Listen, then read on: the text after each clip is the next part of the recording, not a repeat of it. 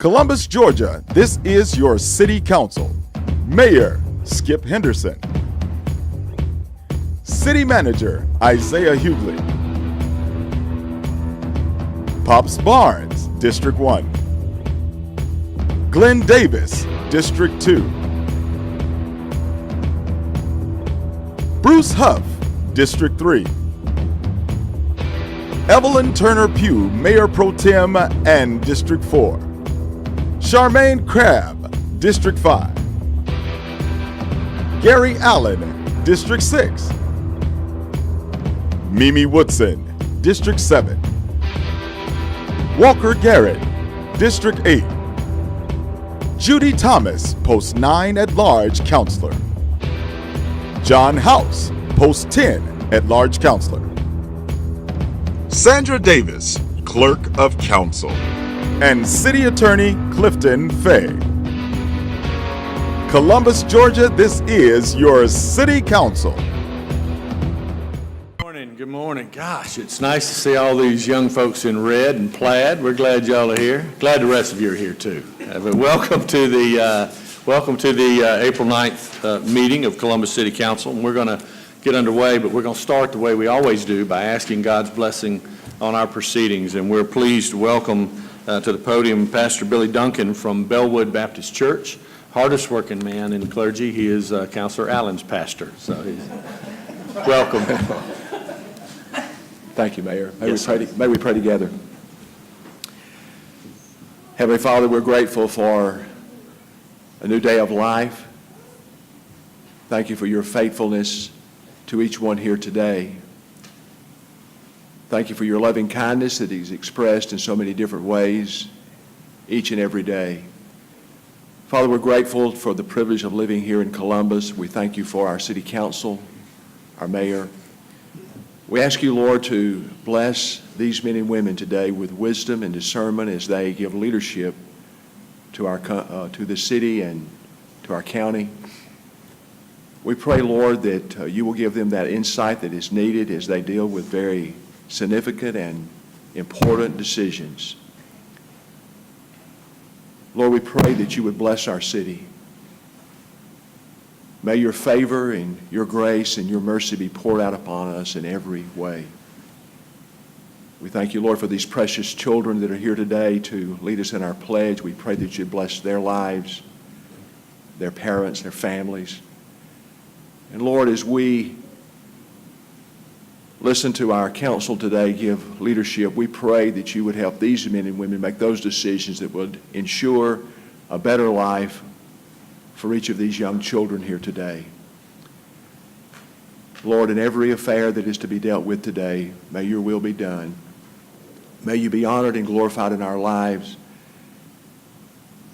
And Father, may we be faithful to love you and serve you all this day. In Jesus' name we pray. Amen. Pastor Duncan, thank you so much. Please thank you, church, for sharing you with us. And we thank you for the work you do within the community as well.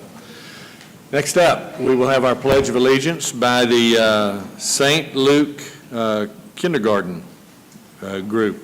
And we are delighted to have them here. Y'all want to come up front?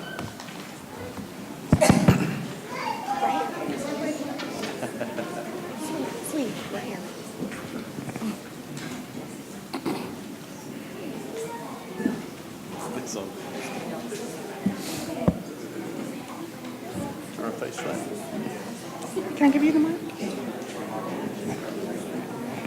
We're going to face the flag. Here you go. You go, sir. How come you get Y'all ready? I pledge allegiance to the flag in the United States of America and to the republic for which it stands, one brotherhood under God, indivisible, with liberty and justice for all. Outstanding. I'm clapping for myself. If you would, let's share the microphone. Give us your name and how old you are. I'll hold it. Okay. Can I do the Christian flag? Can I do that? What? My name is Elizabeth, and I'm in kindergarten. My name's Jessie, and I'm in kindergarten, and my teacher's name is Miss Fredette.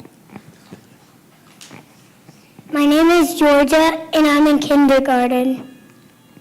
My name is Celia, and I'm in kindergarten. My name is Audrey, and I'm in kindergarten. My name is Kelly, and I'm in kindergarten. My name is Ryder, I'm in kindergarten. My name is Hampton, and I'm in kindergarten. My name's Anna Grace, and I'm in kindergarten. My name's Sally, and I'm in kindergarten. My name's Danny, and I'm in kindergarten. My name's Parker, and I'm in kindergarten. My name's Presley, and I'm in kindergarten. My name's Parker, and I'm in kindergarten.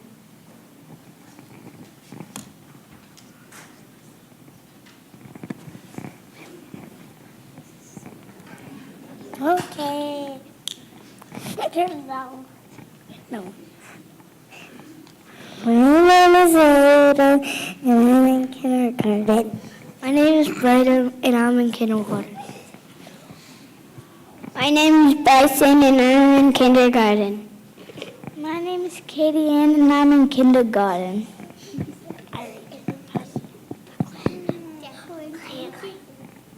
My name is Declan. My name is Declan. Hello, my name is Annie, and I'm in kindergarten. Hello, my name is Charlotte, and I'm in kindergarten. Hello, my name is Caitlin, and I'm in kindergarten. Hello, my name is Lauren, and I'm in kindergarten. Hello, my name is Catherine, and I'm in kindergarten. My name is Clay, and I'm in kindergarten. My teacher is Miss Burdett. My name is London, and I'm in kindergarten. My name is Miller, and I'm in kindergarten.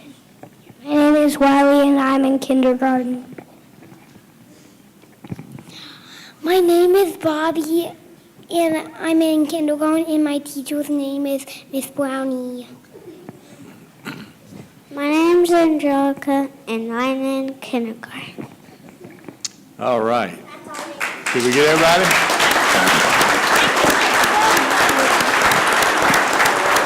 Well, you guys did an amazing job. Thank you so much. And I know there's parents here. Parents, stand up.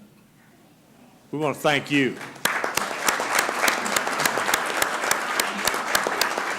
And are there teachers? Do we want to get their teachers to introduce themselves as well? That's you too?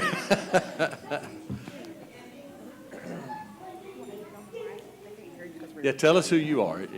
You need to take credit for these wonderful young people. My name is Michelle Hubbard, and I am one of the kindergarten assistants for this wonderful class of kindergartners at St. Luke's School.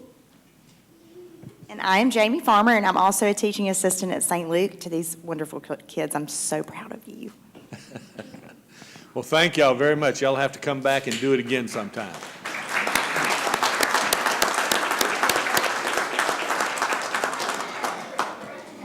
And Jamie, we had one young lady who didn't get her name read out. Could we announce her name?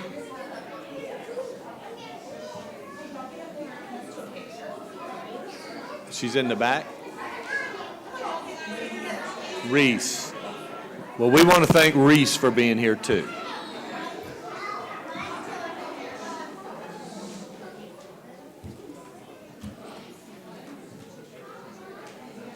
Listen, she left crying. There's a lot of mornings I want to do that too.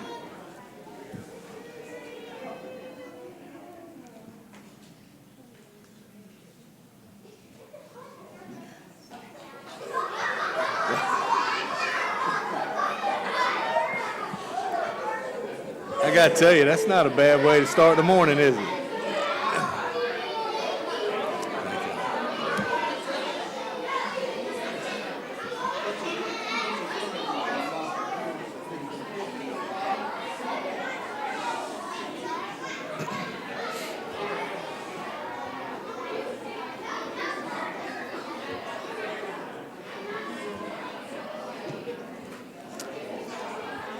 We'll let our pledgers work their way to the door before we get started.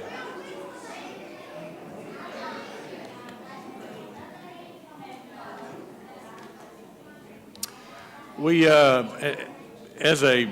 going to take a point of personal privilege. We had some visitors this morning that I want to recognize, not just for being here this morning, but for what they do for the state of Georgia and specifically for our region every day. We have two of our board members from the Department of Transportation, Lynn Westmoreland and Johnny Floyd. Gentlemen, if you want to say anything, we'd love to have you make a comment or two. Other than that, and I think we've got with them Michael Presley, who's a district engineer. If y'all all want to come forward and let us just tell you thank you for what you do. Welcome, gentlemen. Thank you. It's real good to be here in the city of Columbus and Muskogee County. We appreciate what y'all do and contribute to the state of Georgia, and we appreciate everything that's going on, and we look forward to helping any way we can in the Department of Transportation, and we'll hear from Michael and try to carry on y'all's work here. Appreciate it. Thank you. Thank you both. And Michael, we appreciate what you do. And I got to tell you, these gentlemen are down here, just specifically to visit with us and talk with us briefly a little bit in the conference room about some of the transportation projects that we've got going. And they are dedicated. They have actually ridden some of the areas that we call them about, and they're extremely responsive. So we're very fortunate to have you guys represent us on the board. Thank you very much. All right, next up, the Columbus 2025 is just, can I use the word amazing? Is an amazing initiative that's being undertaken throughout our community, and it's got several critical areas that they're applying their attention towards. And we're going to have an update this morning on an educational program. And so I'm going to ask the folks from 2025 to come forward. And Ms. Coates, Helena, how are you? I'm fantastic. How are you? I'm amazing. You are amazing. I too am amazing. Welcome. And I'm not wearing plaid or red, and I'm certainly no longer in kindergarten, so I'm not quite that cute. But the information that I do bring to you this morning is about children and how we ensure that we give all children the tools and the elements so that they can thrive by the time they get to school. So thank you for having me this morning. And I do want to recognize Tabitha Getz, who oversees our Columbus 2025 program and initiatives, and then also Brian Anderson, our president of the chamber, who is with us this morning as well. So we appreciate them and their support for being here today. So you guys have heard of Columbus 2025? Yes? Yes. Right? And you also know that we have 5 action areas. Where do I point this, Bruce? There we go. We have 5 action areas that we really have honed some of the areas in our community where we have found a few deficiencies when we compare ourselves to other cities our size. And talented, educated people is the area that I focus my time in, specifically in the age from birth to 4-year-old. The talented, educated people portion is actually broken up into 4 action areas. One is the birth to 4-year-old, and then we have kindergarten through 7th grade, 8th through credentialing, and then our 21st century workforce. So they break out into those 4 areas. We will notice that by the time you get to kindergarten, there are standards that already occur in the children's lives, right? They have a sophisticated system of wonderful teachers and skills that they learn throughout their career while they're in school. And preparing them for, graduates, for certificates afterwards, and getting kids ready for the workforce is critically important. But what we have found is that between that age of a child being born to 4-year-old can be and is just as important as waiting until those kids get into a kindergarten state. So our group really focuses on ensuring that the education, right, us talking to our children, us teaching our children starts at birth and not just waiting until they get into the kindergarten arena or even pre-K now. We have our specific goals, and basically it's just so that we get our kids ready to be prepared for kindergarten, so that they're not already behind when they get there. And here's a few of the metrics that will help us get to that space. We spent, after the Regional Prosperity Initiative was conducted in our community and we came out with Columbus 2025, our particular committee spent another 2 years really studying and researching this age group and finding what this community needed to get our kids ready for kindergarten. And what we came across were some really compelling and fascinating facts that really prove how important this age is and how important it is that we begin the process now and not wait until our pre-K or kindergarten classes. I'm going to share just a couple of slides with you about that. One is that babies' brains develop extremely rapidly. By age 3, 80% of brain growth has already occurred in a child, by age 3, right? And the other piece is that we notice in the studies that have been done over the last 2 decades that developmental gaps will already occur. You will already notice them by the age of 2. And those gaps come in areas like ethnicity, by race, and by socioeconomic status. And so the importance of getting to these kids as soon as we can is critical for their development. If you start in school behind, the chance of you catching up most likely never occurs. You can see by this map here, or by this chart here, the gaps that you will already notice by 2 years old. And when you start with a deficiency, even at 2 years old, the chance of you catching up probably won't happen. And you'll notice that kids will continue to learn, right? But they don't ever catch up with their peers of those who have come into school already having some of those basics, right? And so by the time they get to the age of the 17, they have a 3 or 4 year gap. So you're talking about someone who's a junior in high school who could have the same developmental capability of someone in middle school. So that's important for us. Why does that matter to our community, right?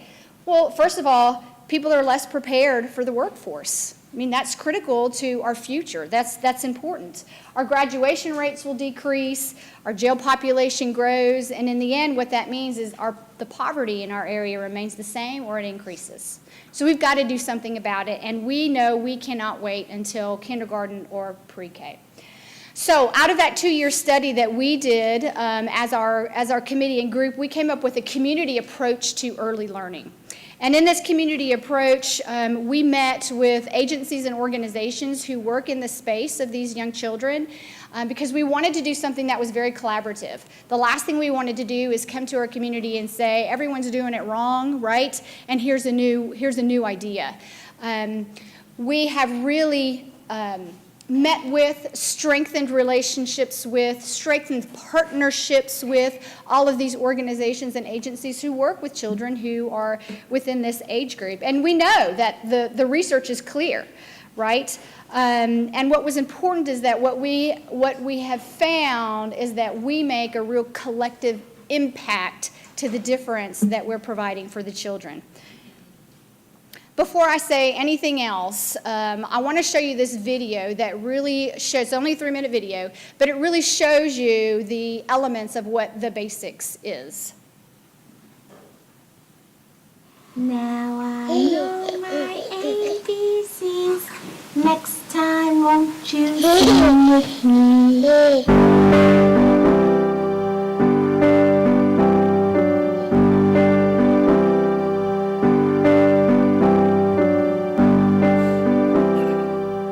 Learning begins the moment your child is born. Baby, baby, baby. Do you want to pray too? Every child is filled with vast potential for success in life. And those first 3 years can have the greatest impact on your child's learning. Apple, look, where's the strawberries at? Yeah, It's lemon too, and kiwi. Wow, awesome job. It's all about giving a child a proper start. That's what being a parent is all about. Yay, we didn't like that song. I wanted to make sure that I was here every day. Such a joy. Every parent of every background can make a positive difference in their child's life. It's peeling. Boom. A few simple, everyday activities can make a big difference. And those are flowers. That's why The Basics is working with research and community leaders to promote an important new initiative. The Basics are 5 simple principles that we want everyone to know. The first of the basics is to maximize love and manage stress. The second is to talk, sing, and point. Let's take the bath, a lovely bubbly bath. The third is to count, group, and compare. 1, 2, 3. The fourth is to encourage and enable movement in space and play. And the fifth is to read, but not just to read. We want to read and discuss stories. Whoa, what is that? A duck. What does the duck sound like? These are the 5 fun and simple things that every parent can do beginning from birth. High five. Oh, yes. Let's all work together to make sure our children can become the best, most well-prepared they can possibly be. Maximize love. And manage stress. Talk, sing, And point. Count, group, Y compare. Explore through movement, and play. Read and discuss stories.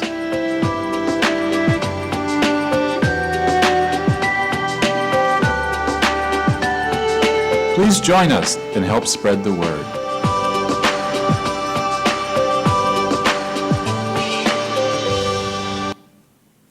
So the point of the basics is so that we give every child a strong start in life, starting from the day they are born. What is one of the reasons that really compelled us or kind of drove this to the basics is that it's free. It does not require any fancy toys to participate and to use it. And it's something that everyone can do in times of their lives, of the time they're already spending with their children, right? So it doesn't require anything extra there. And the point of the basics is that these 5 principles really address all of the major topics that experts say are really critical and important for children this age.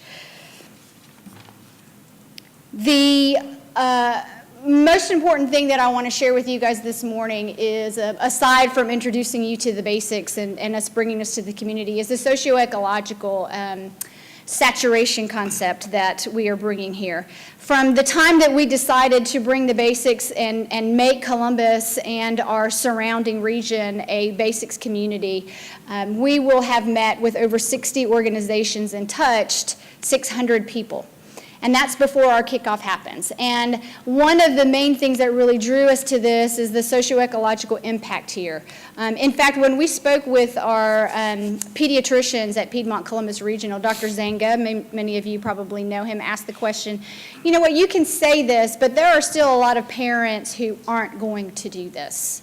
And that's probably true, right?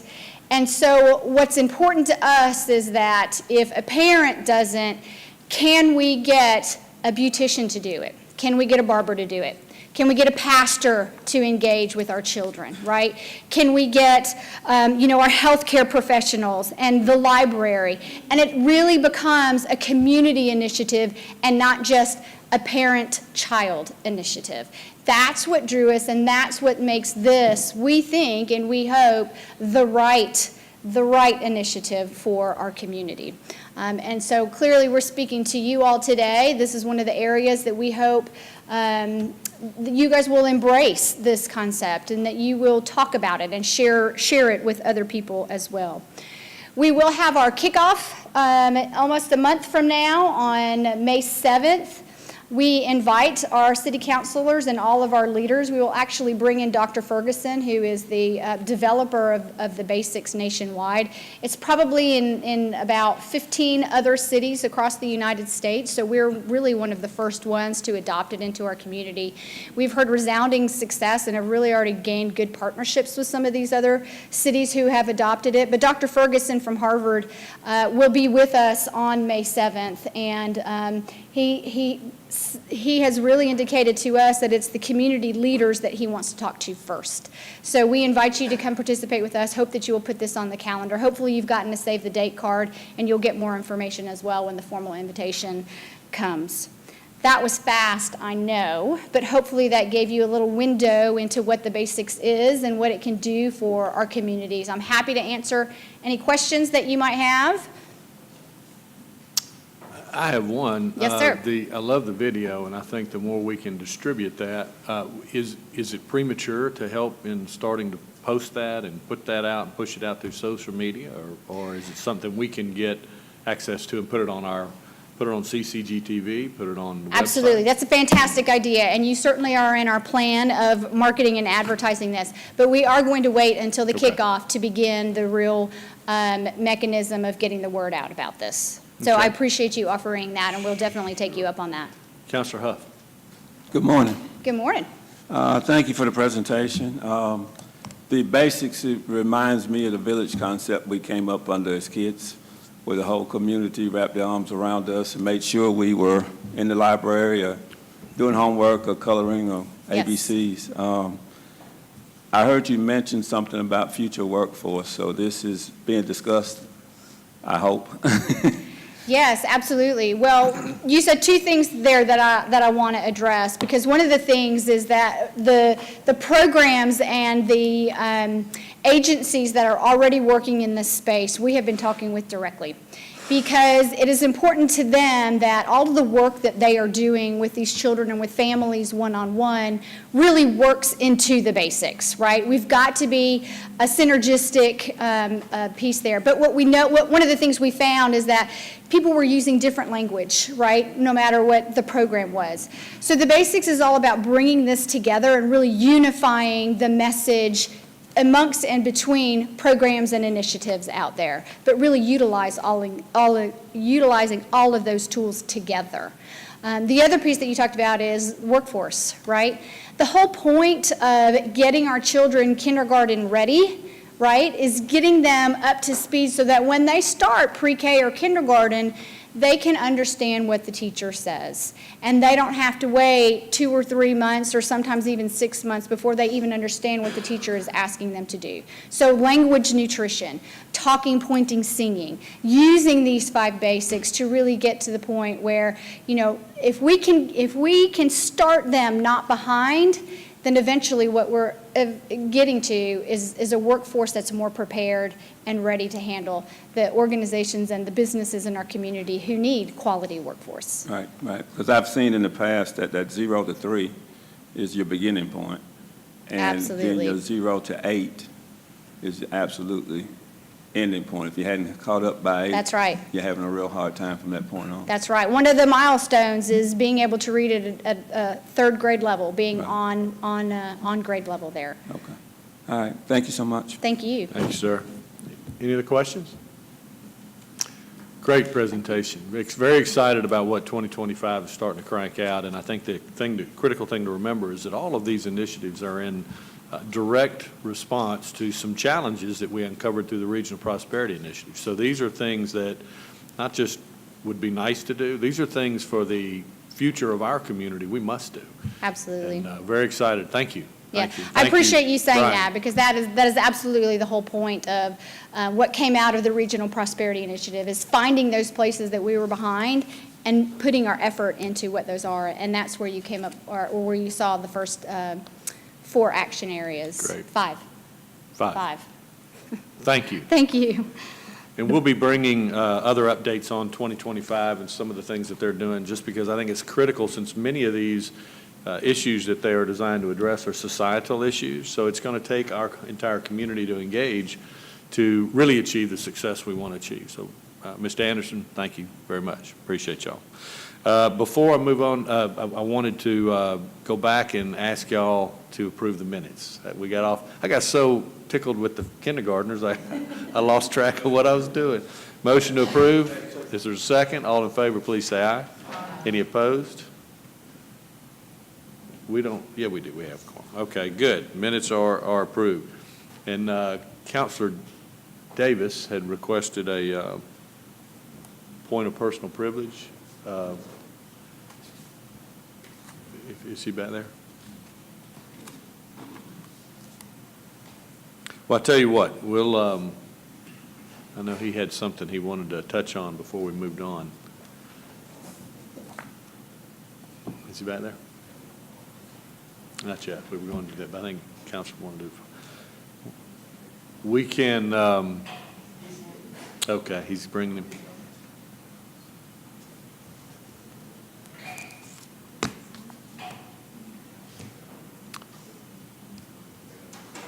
And while we have a moment, I'll remind everybody of a really exciting announcement that was made yesterday with regards to a four-year medical program that is coming to Columbus, Georgia.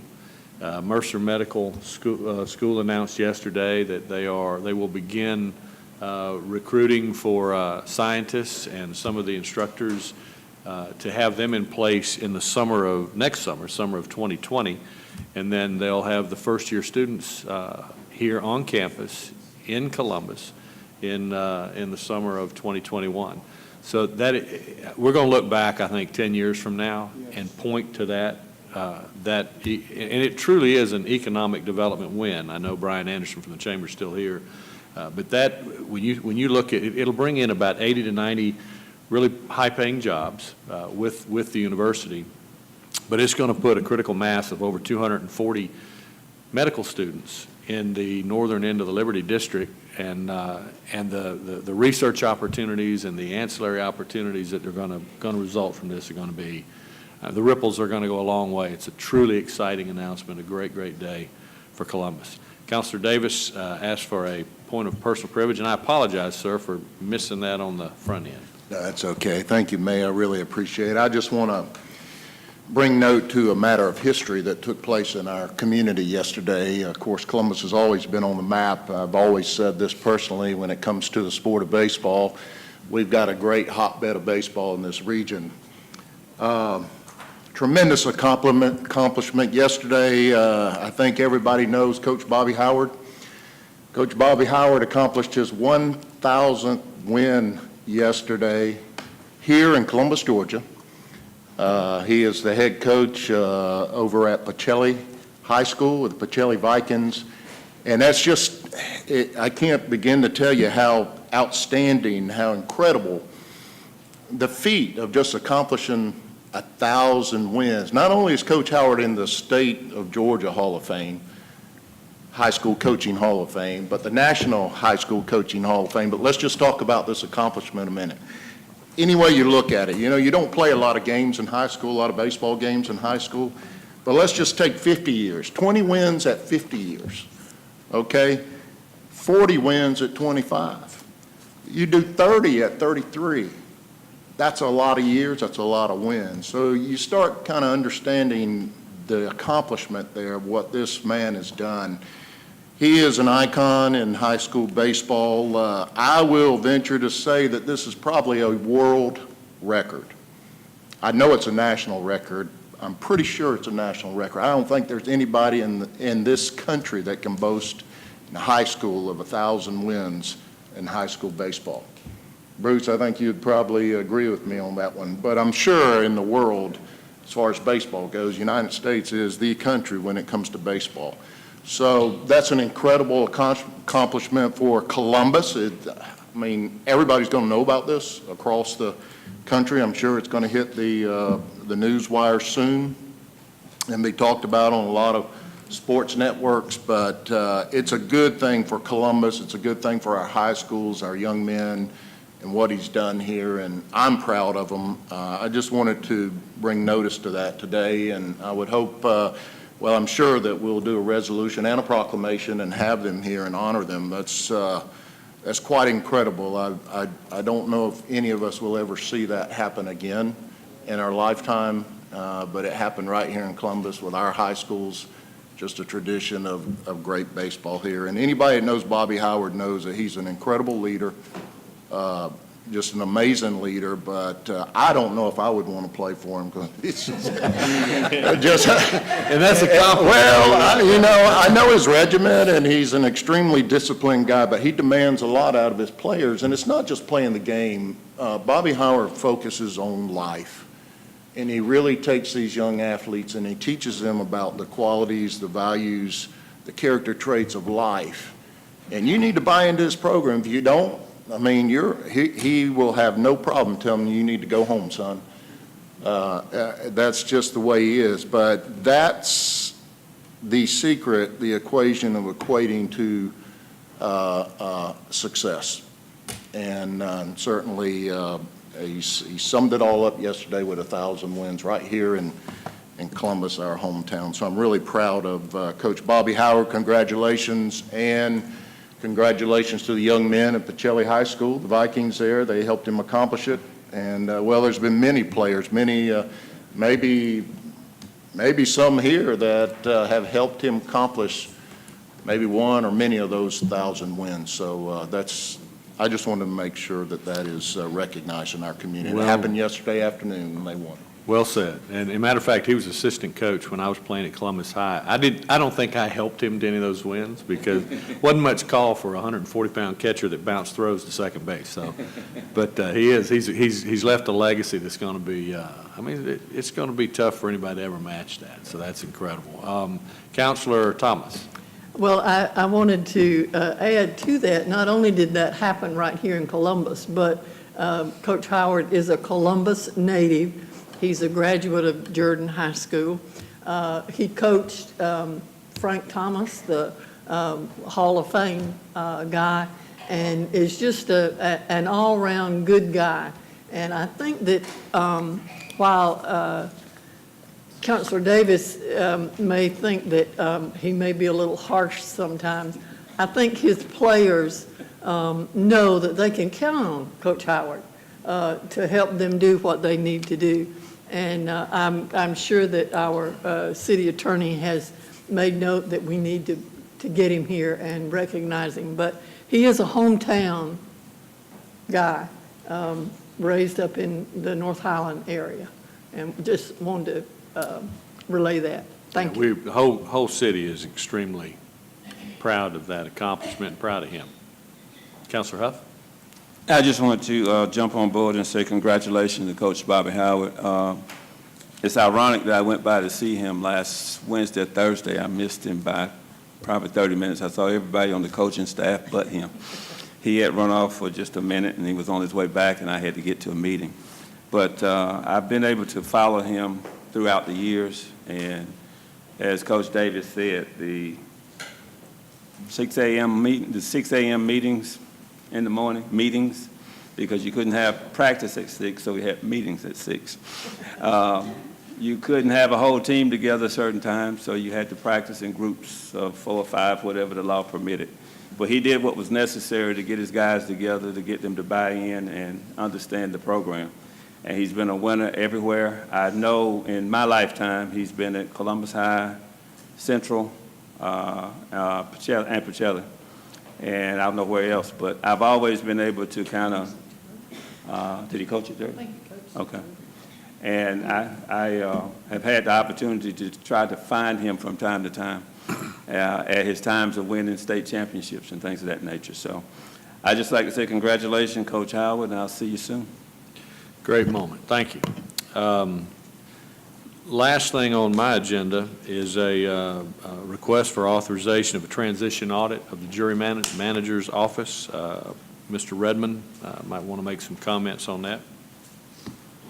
Morning, Mr. Mayor, members of council, Mr. Morning, Manager, Mr. Attorney. We have received requests from the Chief Judge McBride that we do a transition audit on the jury manager's office.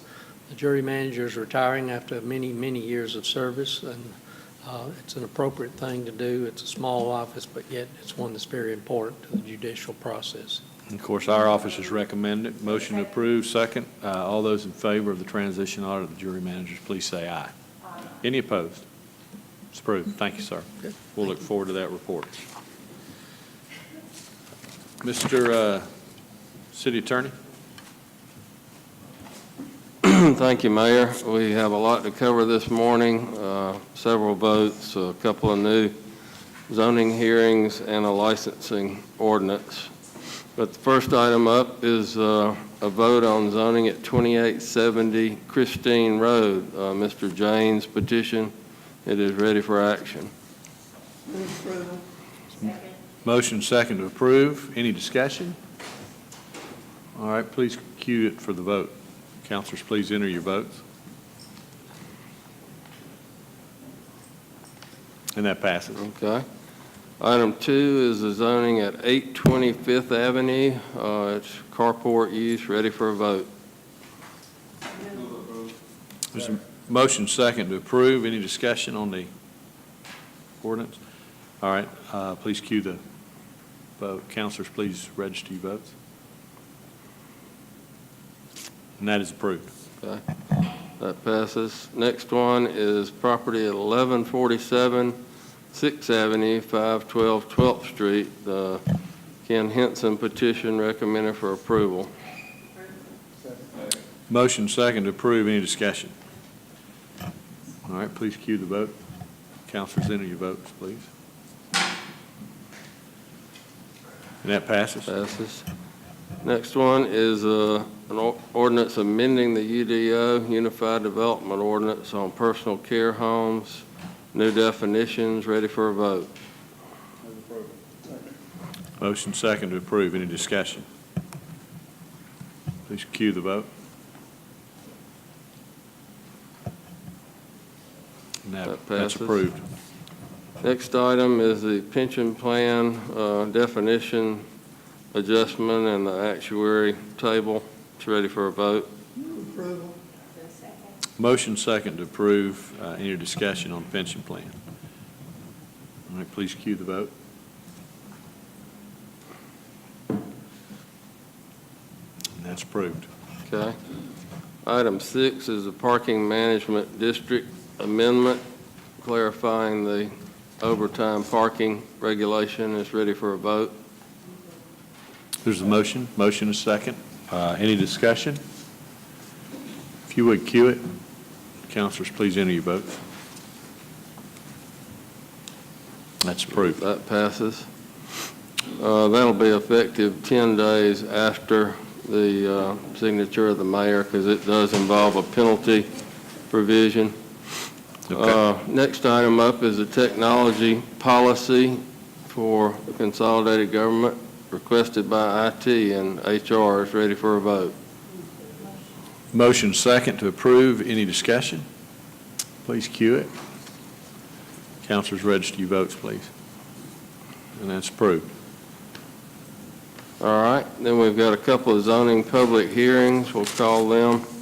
First one is the western portion of 6,000 Warm Springs Road.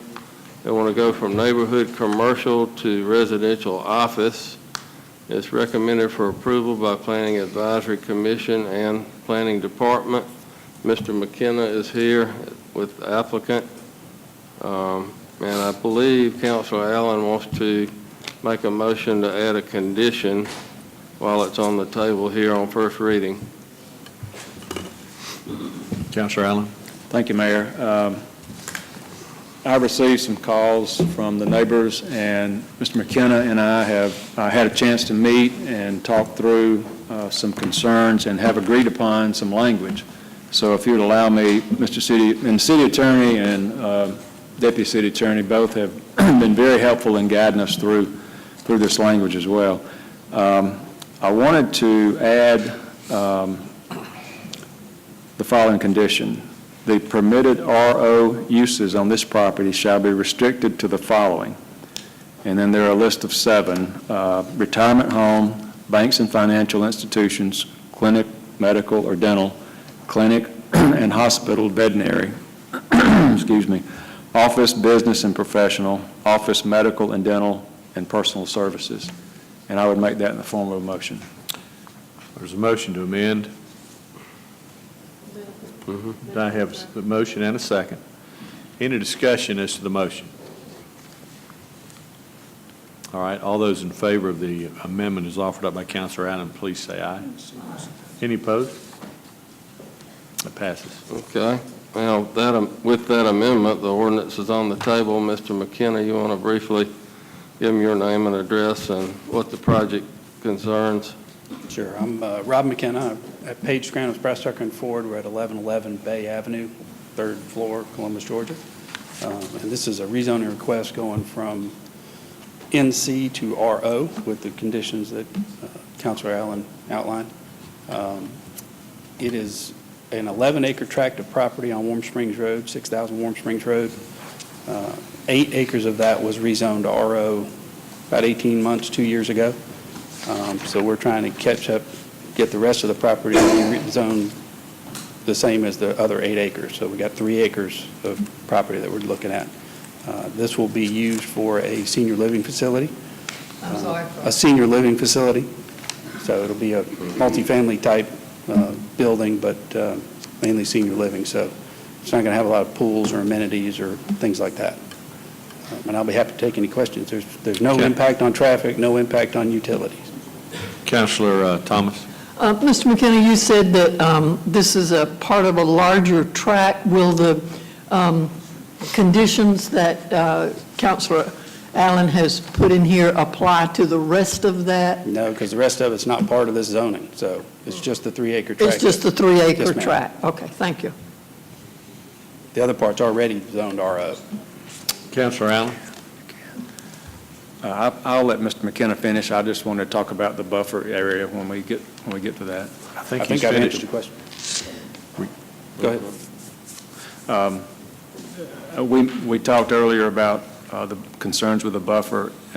As the ordinance describes, it gives several options, and I think Mr. McKenna indicated that you were going to go with the 30 foot. There will be a buffer. I can't guarantee it's 30, but I will find out and let you know. Okay, that'd be good. Then You're talking about undisturbed.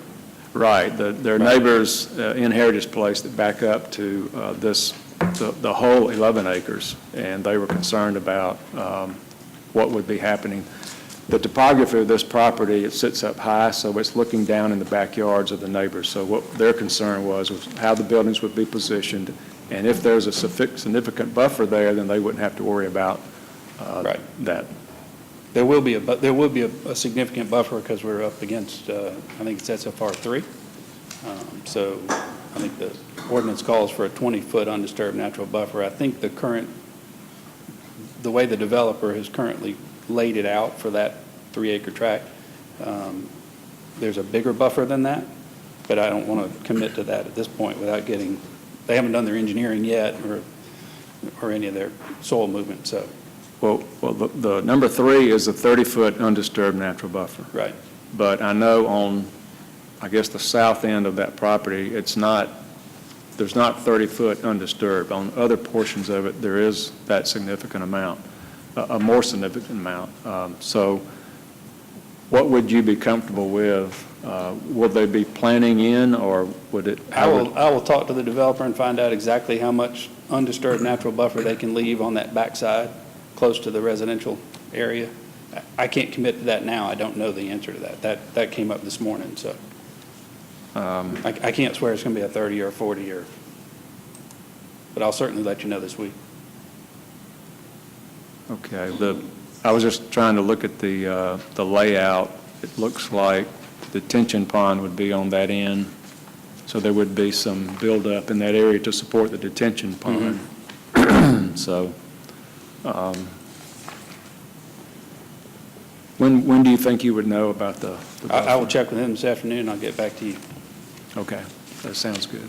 So, thank you. Okay. Any other questions to council? Well, yeah, if there are no other questions around the table, let me ask anybody in the audience want to be heard on this? You've heard the amended condition, and it's on the table. We're not going to vote on this until 2 weeks, and then with the condition as added. Do any neighbors have any comments? Don't have any. Okay, never see. Counselor Crabb has a question. I do have one question. Since we're doing the changes that Gary asked for on these 3 acres, can we go back and make it consistent with all 3, or is that too late? Yeah, not unless the owner were to actually come in and apply and ask for that. Okay. You couldn't go back. Okay. Okay. All right, we will bring that back next time as amended.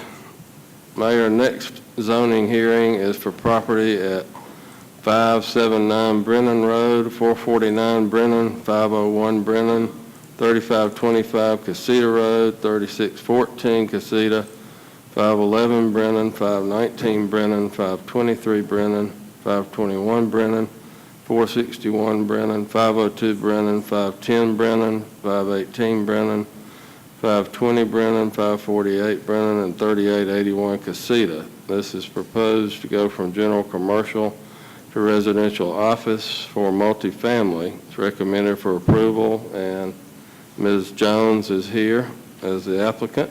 Are there any questions around the table? Anybody in the audience want to be heard on this petition? Okay. There is somebody in the back that wants to be heard. Come on. Well, let Ms. Jones, you want to come up first since we've got a comment? Give them your name and address, tell them the proposal, and then we'll hear from the gentleman. Sure. Good morning. I'm Lucy Jones with the Woodruff Property Management Company at 2900 Warm Springs Road. And thank you for having me here this morning. I'm really excited to present this case to the City of Columbus. It's about a 28-acre tract that's really a blighted area in the community that sits within an eye shot of the new $53 million Spencer High School. So I think it's going to be a great addition. Most of the property, about 20 of the acres, are in the floodplain. My client's willing to buy all 28 and only have about 8 usable acres to build 84 Class A multifamily units. There's a church adjacent and a daycare. We'll bring great families for those organizations, as well as there's a little grocery store across the street, a bus stop, sidewalks, all the things you need for affordable housing.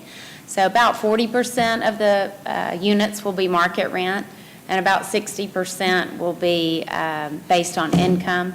We'll only have max about 5 people using vouchers. So it is an incredible asset for this part of Columbus. The developer's done about 140 of these developments across the country. They are the type of company that we want in our community. They're based out of Missouri, but they have an office in Atlanta, just quality developers. So I'm excited to present this, and again, it'll clean up old strip clubs that are blighted, old trailers that have been vacant for years, and you all know what vacant land breeds. So really excited to come in and clean up this part of Columbus and bring a Class A asset into the Brennan Road area. Thank you. Thank you, Ms. Any questions of Ms. Jones? All right, sir. If you would, sir, come on up and give them your name and address. My name is Jermaine Scott, but my parents have property on Clover Avenue. My only question is that area going to get affected?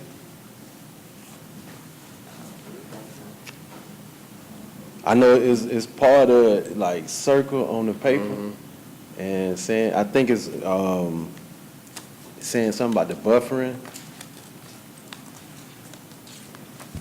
I might be wrong, but Clover Avenue is to the west of this property being rezoned. Mr. Jones, do you know which? Mr. Jones can come around, Mr. Mayor, but it will not affect Clover Lane or Clover in any adverse way by any circumstances. Yeah. We'll let you, Mr. Jones will be able to walk you through that. And Mr. Jones is concurring in my ear over here. But no, I don't think, in fact, Mr. Mayor, this is a council decision, and I'm not a proponent or opponent of this rezoning request, but I can say this to you, and I'm excited about the project, I think it's a game changer for that area when you consider the other things that we have going on out there. And Mr. Mayor, I'm not speaking for or against the project, but I just want to remind people that this is a 28-acre tract of blighted property, as you just heard from Ms. Jones, and they're going to have 84 Class A multifamily units. It's a rock throw from the $60 million Spencer High School. And I can tell you the city owns 17 acres adjacent to this property where we bought up a blighted, dilapidated mobile home park. I can tell you that we are aligning Fort Benning Road and Brennan Road. There's going to be a roundabout there, and we're streetscaping Fort Benning Road from the Brennan-Casita roundabout that we're putting in to Victor Drive, and then it's going to cross Victor Drive. I can tell you that there's going to be a roundabout at Casita and Old Casita. I can tell you that we are putting in an I-185 Casita Road interchange. I can tell you that this is just the start. Well, it's not the start, but it's certainly adding to what has started with the Spencer High School and all of the other development going on. I'm not a proponent. But you're a fan. But I'm excited about what it's going to do, and I can tell you that I've already told John Hutchison, and he and his people have been out enforcing on Brennan Road, where they're parking cars on the side of the road on the right-of-way. I talked to staff about debris along Brennan Road just yesterday, but this area is it's in a comeback mode, and I applaud the project. I'm not a proponent. But I just had to say all those things. So to the Clover Lane question, in an adverse way, it's not going to affect. It will likely help, if anything. Well, and that's a long response to that question. No, the city manager is staff, and he is not a proponent. I'm elected, I am a proponent. And I'll tell you, sir, that I'm excited for people like your parents that have stayed the course and stayed in that neighborhood and done their best to keep their lots looking good. And we visited churches, we've taken tours in that area, and we've talked a lot about trying to regentrify an area that had slipped into not a very good state.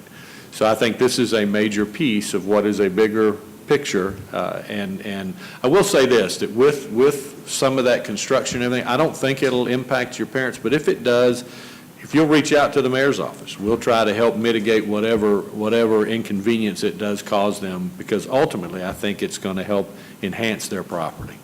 So, but thank you for being here to speak. Councilor Huff. Thank you, Ms. Jones, for the presentation. And I am the District 3 representative, and I am a proponent of everything that's going on. And I ditto what the mayor just said. Please contact the mayor's office or me, your representative in that area, and let us know if you're having any issues, things, and questions you need answered. But in everything that's going on, as the city manager stated, it's on the comeback, and there's a lot going on. And we appreciate you taking an interest in the area. Thank you. Thank you, sir. Thank you, Ms. Jones. Any further questions? I don't see any other hands, Mayor. We'll vote on that in 2 weeks. Thank you, Ms. Jones.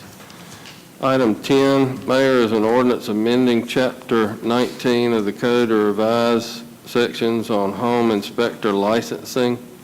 This is only a first reading, but I believe Councilor Crabb wants to make a motion to recuse during this process, and that would be appropriate.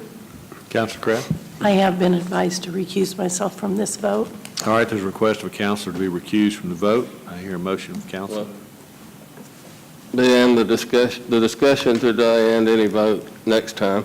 Okay, but I mean, does council need to Yeah, vote on? you can go ahead and take a Okay. vote.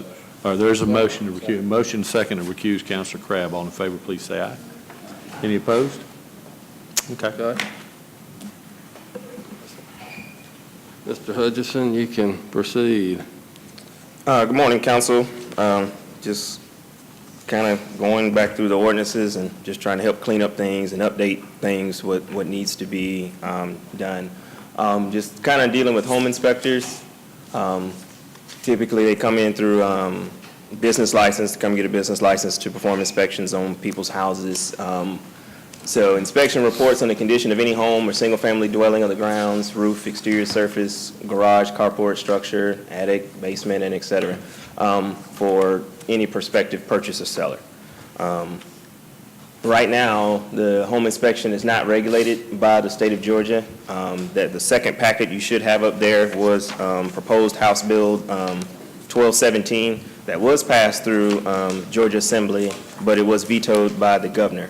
So that Governor Perdue at the time. So there was movement to do it. It didn't happen.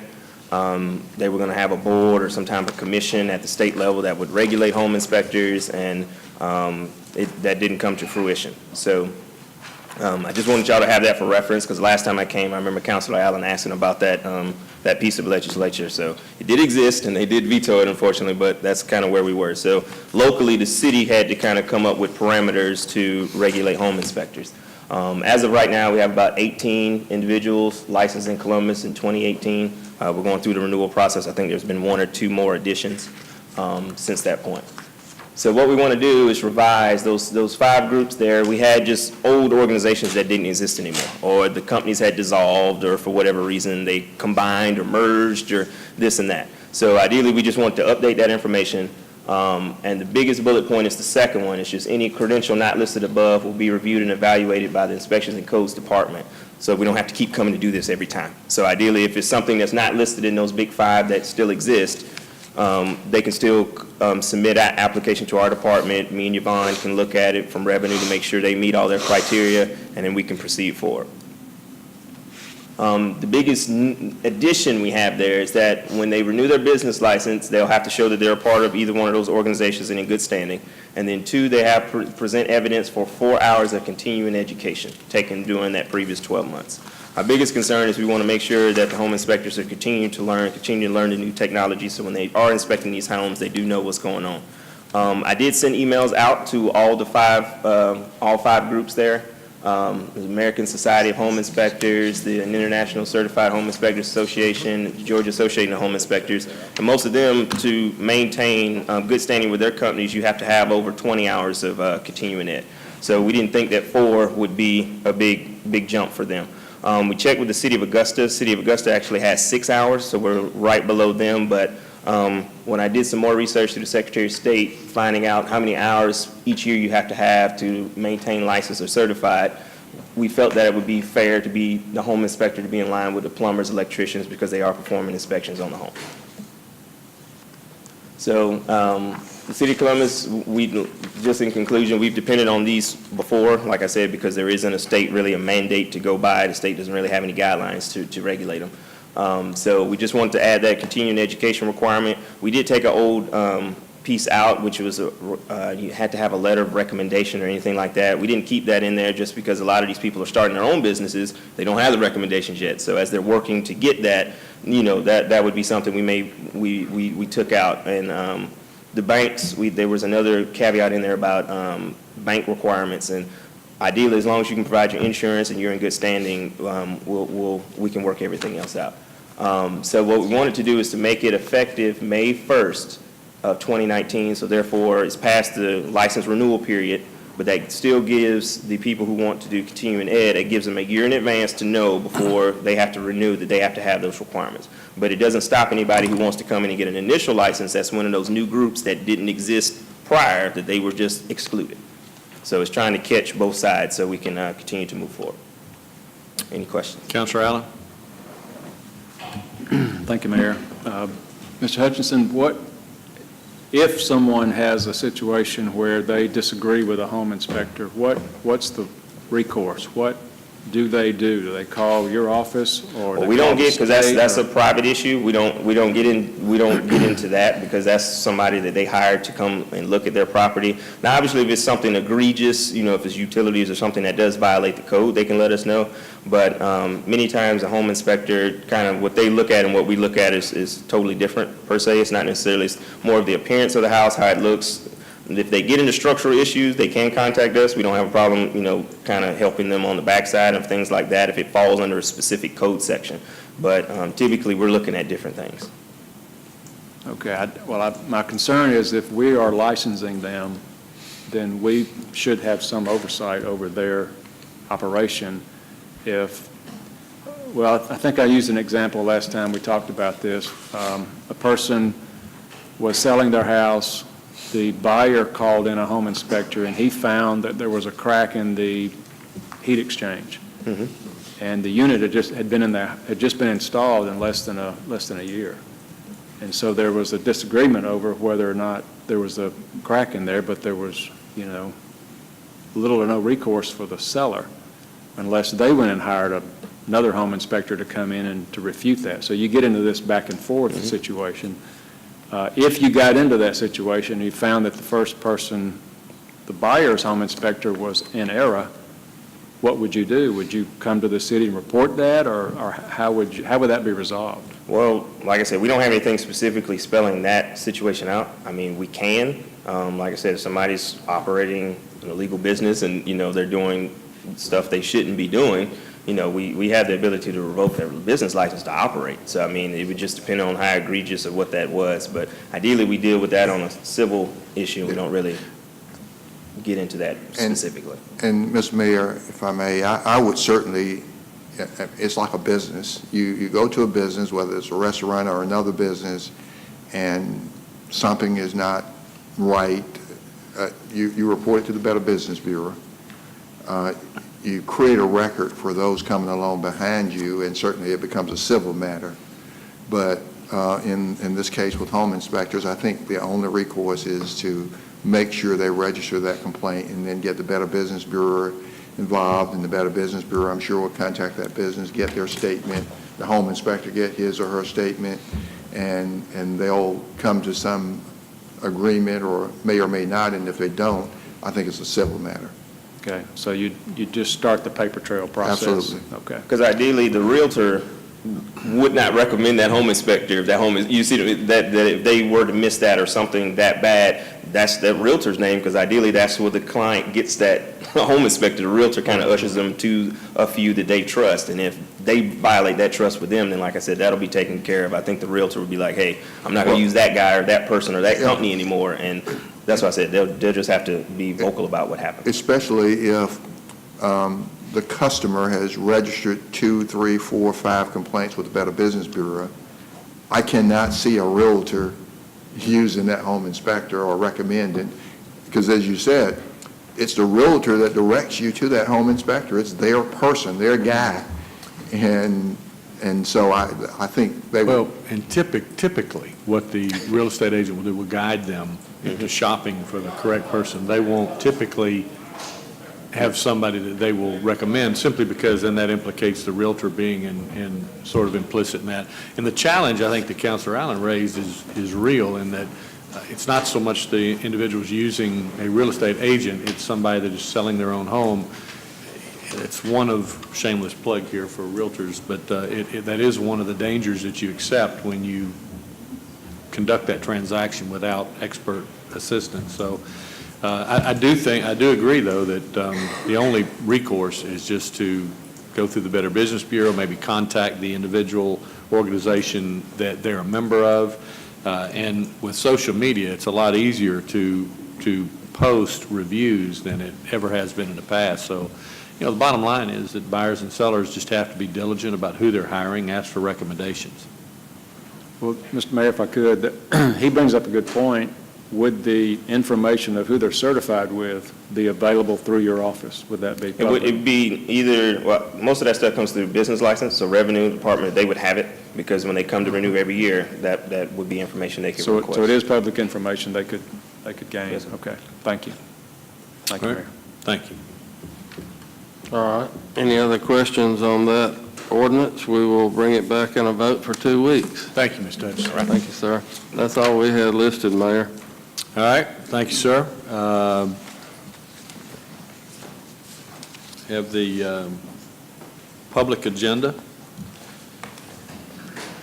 And first, we have Ms. Avis Mama Love Lewis speaking about cable companies' location restriction. She doesn't appear to be here. Ms. Betty Jo Casey, representing Spring Lake Subdivision, a severe hoarding situation. Welcome, ladies. If you would, please state your name and your address, please, for the record. Yes, I am Betty Jo Casey, a 17-year resident of Spring Lake Subdivision. Spring Lake's located off of between Moon and Weems Road, and then Whittlesey on the back side. I have been on the Spring Lake Board for 15 years, past president, and held many offices. This is our current president. She is Amy Gill. And first, let me tell you, Mr. Mayor, councilmen, and city officials, we are pleased to be before you today. This has been a long time in coming, and we appreciate your time that you're giving us for this. We do have a problem that's been ongoing. We represent 174 residences. We have one resident, a location that's been a problem for years. The property was actually purchased, you can see, in 2006. We have several things we want to call to your attention or to talk to you about. We've had ongoing issues with the Ms. Casey, please forgive me for interrupting. I'm only doing it to try to make sure I don't cut y'all off later, but the rules appearing before council are 5 minutes to speak. So, and I know you've got a lot that you want to cover, so I just wanted to make you aware. And I stopped your clock while I was telling you that. That's good. All right, thank you. Okay. The main issues are, we want to make the city council aware of the ongoing issues, the attempts that we have made through a lot of the city officials know who we are. It's something that has gone on and on. 311 knows us by name. We feel like the resident has fell through the cracks of the system. The escalating issues we've got going now are very severe, and we need to call those to your attention. The house was purchased in 2006, and this is the looks of the home right after the time that it was purchased. 6 years after. This was 6 years afterwards, and in the beginning, you could see the property. You could already tell it was starting to deteriorate. Okay. We called 311 services several times about the height of the grass. It continued to get worse. The resident would go and he would do just enough to get by. We had city officials out there several times. We had officers from Code Center Inspection out there several times that met with not only board members but also neighbors around there. If you'd look, he does use a wagon to go around, and he would collect grass clippings from other people's yards. This is a video that one of the neighbors had made that brought to us. He would load up wagons with their grass clippings, and he would dump it. Now, this is another yard. This is showing he's going to neighbors, picking up their refuge, even old furniture and things that they had laying out on the street. He would haul it back to his property. He would dump these grass clippings and lake sludge from our lake onto the top of the overgrown weeds and grass in order to get it down, so that when city official or the Codes and Inspection came back out, the weeds wouldn't be up anymore. But the smell and the debris just kept piling. So we made numerous calls. to that. And you can see him there loading up and going forward.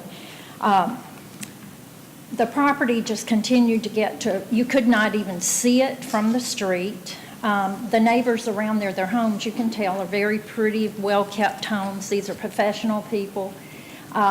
In 2018, you could not see the residents at all. Numerous calls to 311 and meeting with, I won't call the names of the officers, but different officers came out, met with us and the neighbors, and they said that he had standing water in buckets, and that was the only thing they could really cite him for, but they had problems because he would dodge them. He would not meet with them or anything. The major issues we do have were, at that point, the hoarding, the inside. There was a fire call to the residents, and the firemen couldn't even get in the house. So we dealt with that.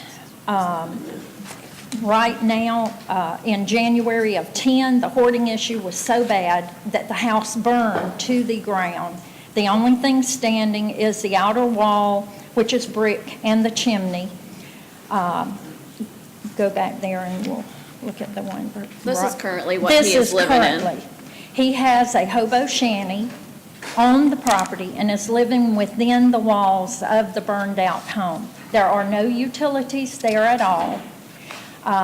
We know what he is doing. I won't go into detail, but it is here in the PowerPoint. The media was there. Social media blew up about it, and what we want to know is what is the next step, because he is living on that property in a hobo shanty, and the smell is horrendous now. Ms. Casey, yes, ma'am, and your time is up, and I tell you, we have talked about this particular situation. It's been brought to our attention, and I know that there are some initiatives underway to try to provide some relief. Councilor Davis? No, Mayor, I think I know what you're about to request, but Ms. Casey and others have been dealing with this nightmare for a long time, and it just seems like, for whatever reason, one step ahead of the process, or learning the process, or beating the process, or whatever, over the years, this person has, I guess, survived to get away with what in this case, what he's been doing. It's just been, like I said, a nightmare. But I think we have a solution. I think it's going to be resolved. I am concerned what they talked about, the matters of health. I would like to have the request that the health department be contacted and sent out there to investigate or to evaluate what's happening right now. I know there's laws, there's federal laws, and that apply in certain situations, but not the case when you're causing those health-related issues. I'm not going to go into detail or anything like that. But I would like our Director of Codes Inspection to talk about it. I'm pretty sure we've talked many times. I've worked on this. I've made calls. They've made calls. As you can see, it's gone back to 2006. And, you know, it just seems like we're at where we're at today. Unfortunately, I really feel bad that for this gentleman that he lost his residence. But, you know, there's sometimes consequences that come along with lifestyles and the things you do. And people should take notice of that and be warned of situations like that. Yeah. But it's been a process. There's a process, even with the city getting involved in taking care of this matter, and I think we're about at that point, and hopefully the director could address that.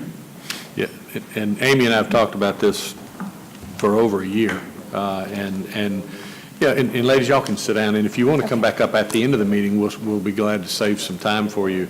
Sure. But this is one of those instances, and Director Hutchison has talked about this on numerous occasions, where there are gaps.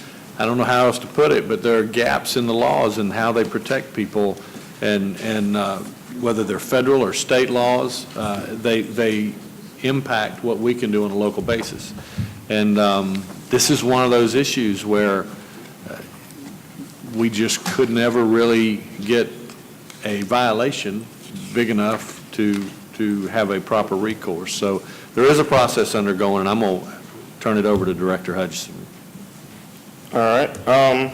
So the packet that I passed out is our current status with several special enforcement cases, and you should have a copy of the actual fire report is also attached in you guys' information.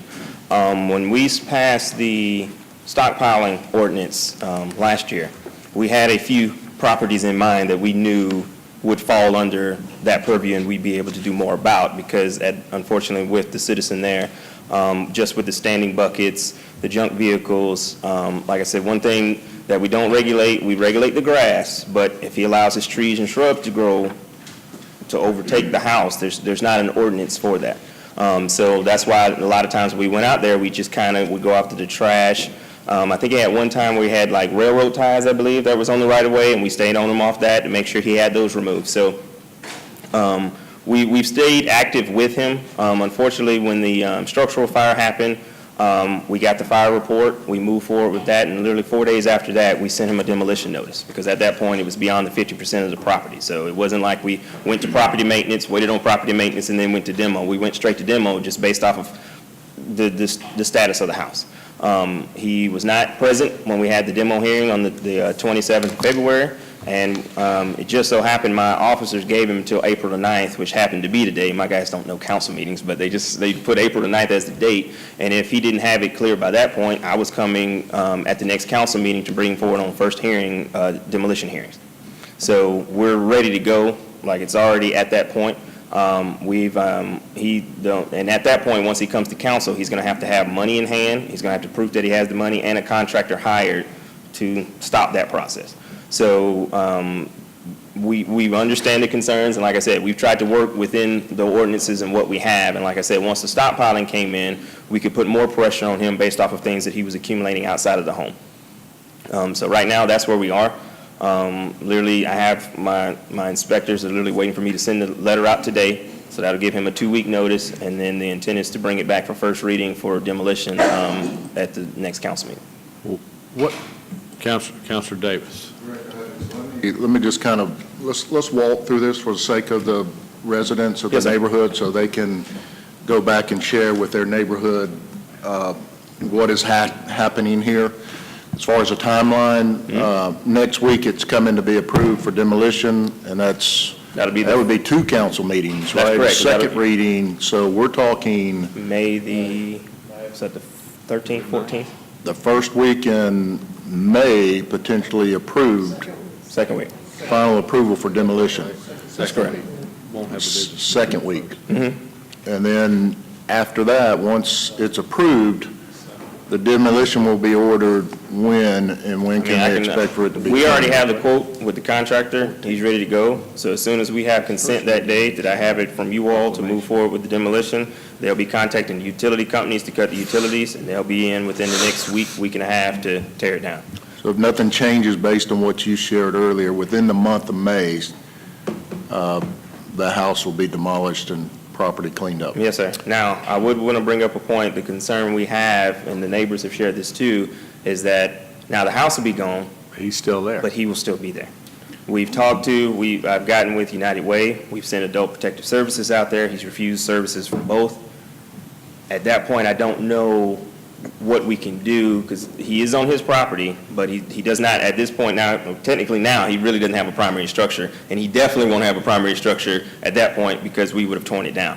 So I don't know what the legal recourse is at that point, because I don't have a way, he's not trespassing, it's his property. So I don't know what the next step is after that, because that didn't prevent him to still go through the neighborhood, still collect material and put it on his site. Like I said, the lien will be put against the property, we'll move forward from there, but it still doesn't, he's still there, and it's his property, so it's not like an eviction notice, it's not kicking him out, he's not trespassing, so I don't know after that point. So we get to May and we tear the house down, where do we go after that? I'm going to ask a strange question here, but I don't think it's ever been asked. Is it a violation of the law to take somebody's grass clippings? Is that considered their property? Yeah, it's on the right of way, so it's kind of like when we deal with evictions and people kind of pick through the stuff, it's just kind of been abandoned, so I don't really. If it's on the right of way, it's not a violation, but otherwise technically it would be.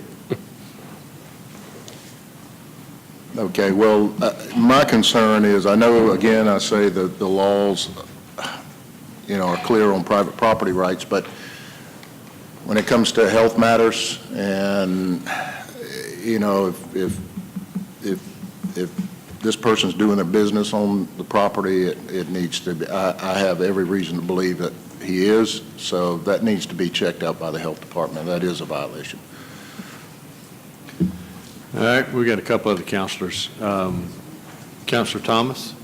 Mr. Hutchinson, when we demolish the house, that will be the structure, but the growth of the yards and bushes and that kind of stuff, will it still be there? No, when we come through, it's scorched. You level it. Everything's gone. Everything 'Cause we goes. want to be able to see from the street if there's anything else going on or anything else happening that, CPD or anybody riding down the street, they can see down that lot and see what's going on. And so any materials that he has hoarded on that property will sold be off as well. gone? So it'll just be a open field, if you will? Correct.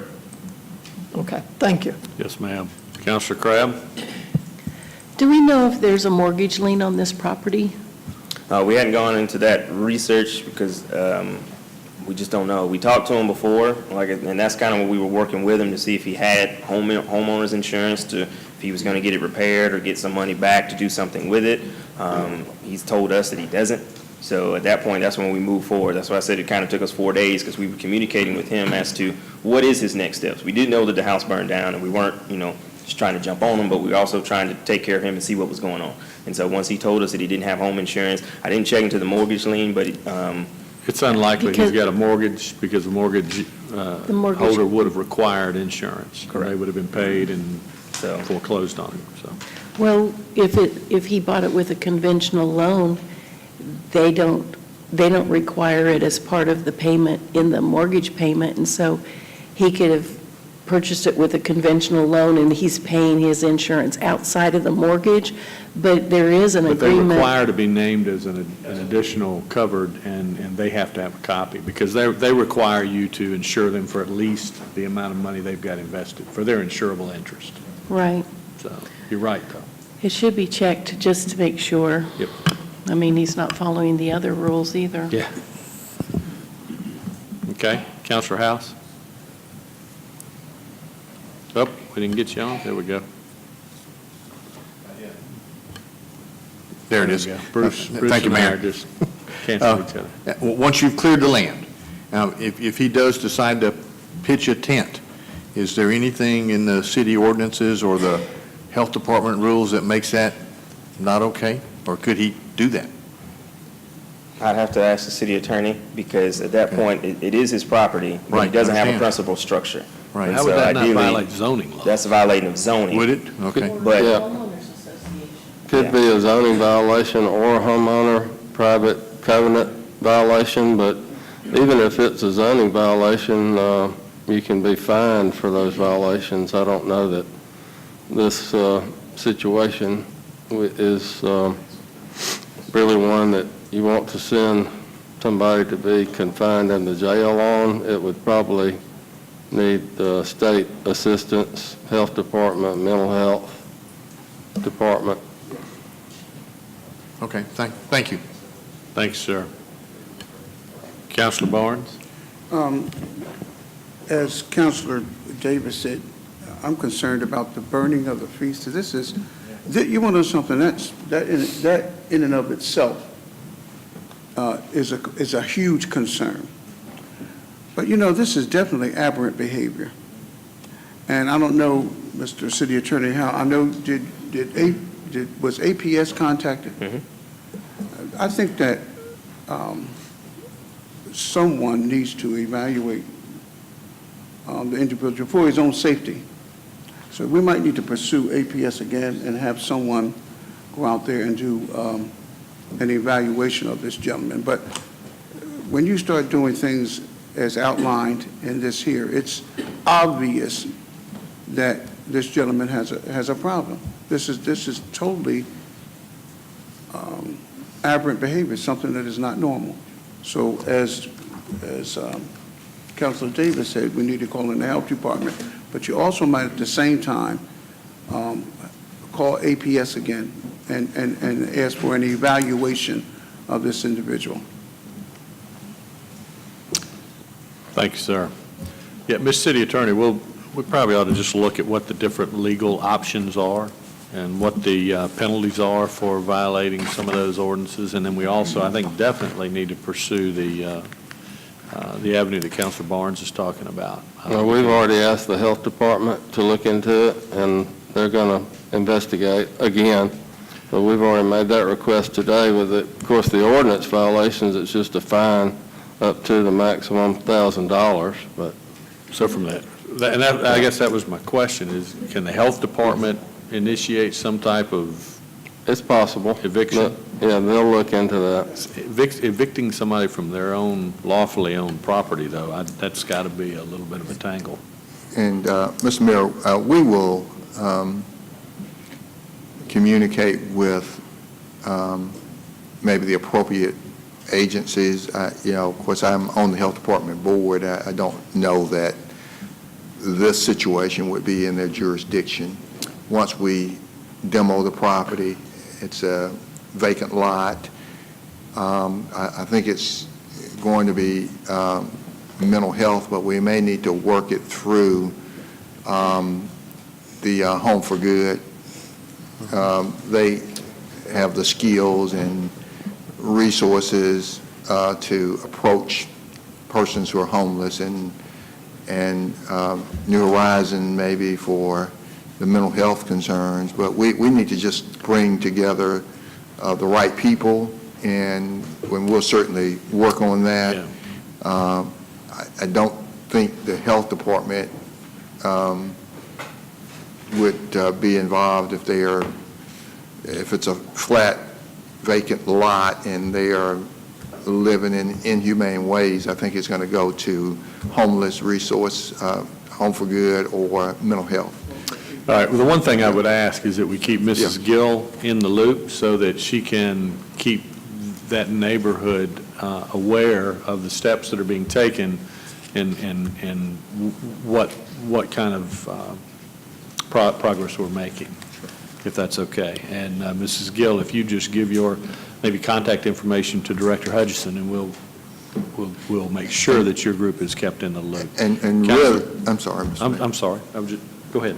And I was going to say, we'll keep Director Hutchison in the loop as much as he needs to be, but, I really think, I'd probably have Laura Johnson with Community Development working with Home for Good and Adult Protective Services and I wouldn't insinuate that he'd be the liaison. He's just closer to Mrs. Gill than you are. right, exactly. So they've gotten to know each other. No, I just meant get her physically. Let her go get her number so that we can get in touch with her. All right. Councilor Thomas. And Mr. City Manager, would you keep us in that loop also and let us know what's happening and where we are in that process? Absolutely. And in fact, I'm going to assign right now Laura Johnson to take this and work with Home for Good and all others, but keep John in the loop as he communicates with the neighbors. But Laura Johnson is going to be the lead person. And us. Yes. Yes, ma'am. Absolutely. Thank you. Any other questions? Thank you, John.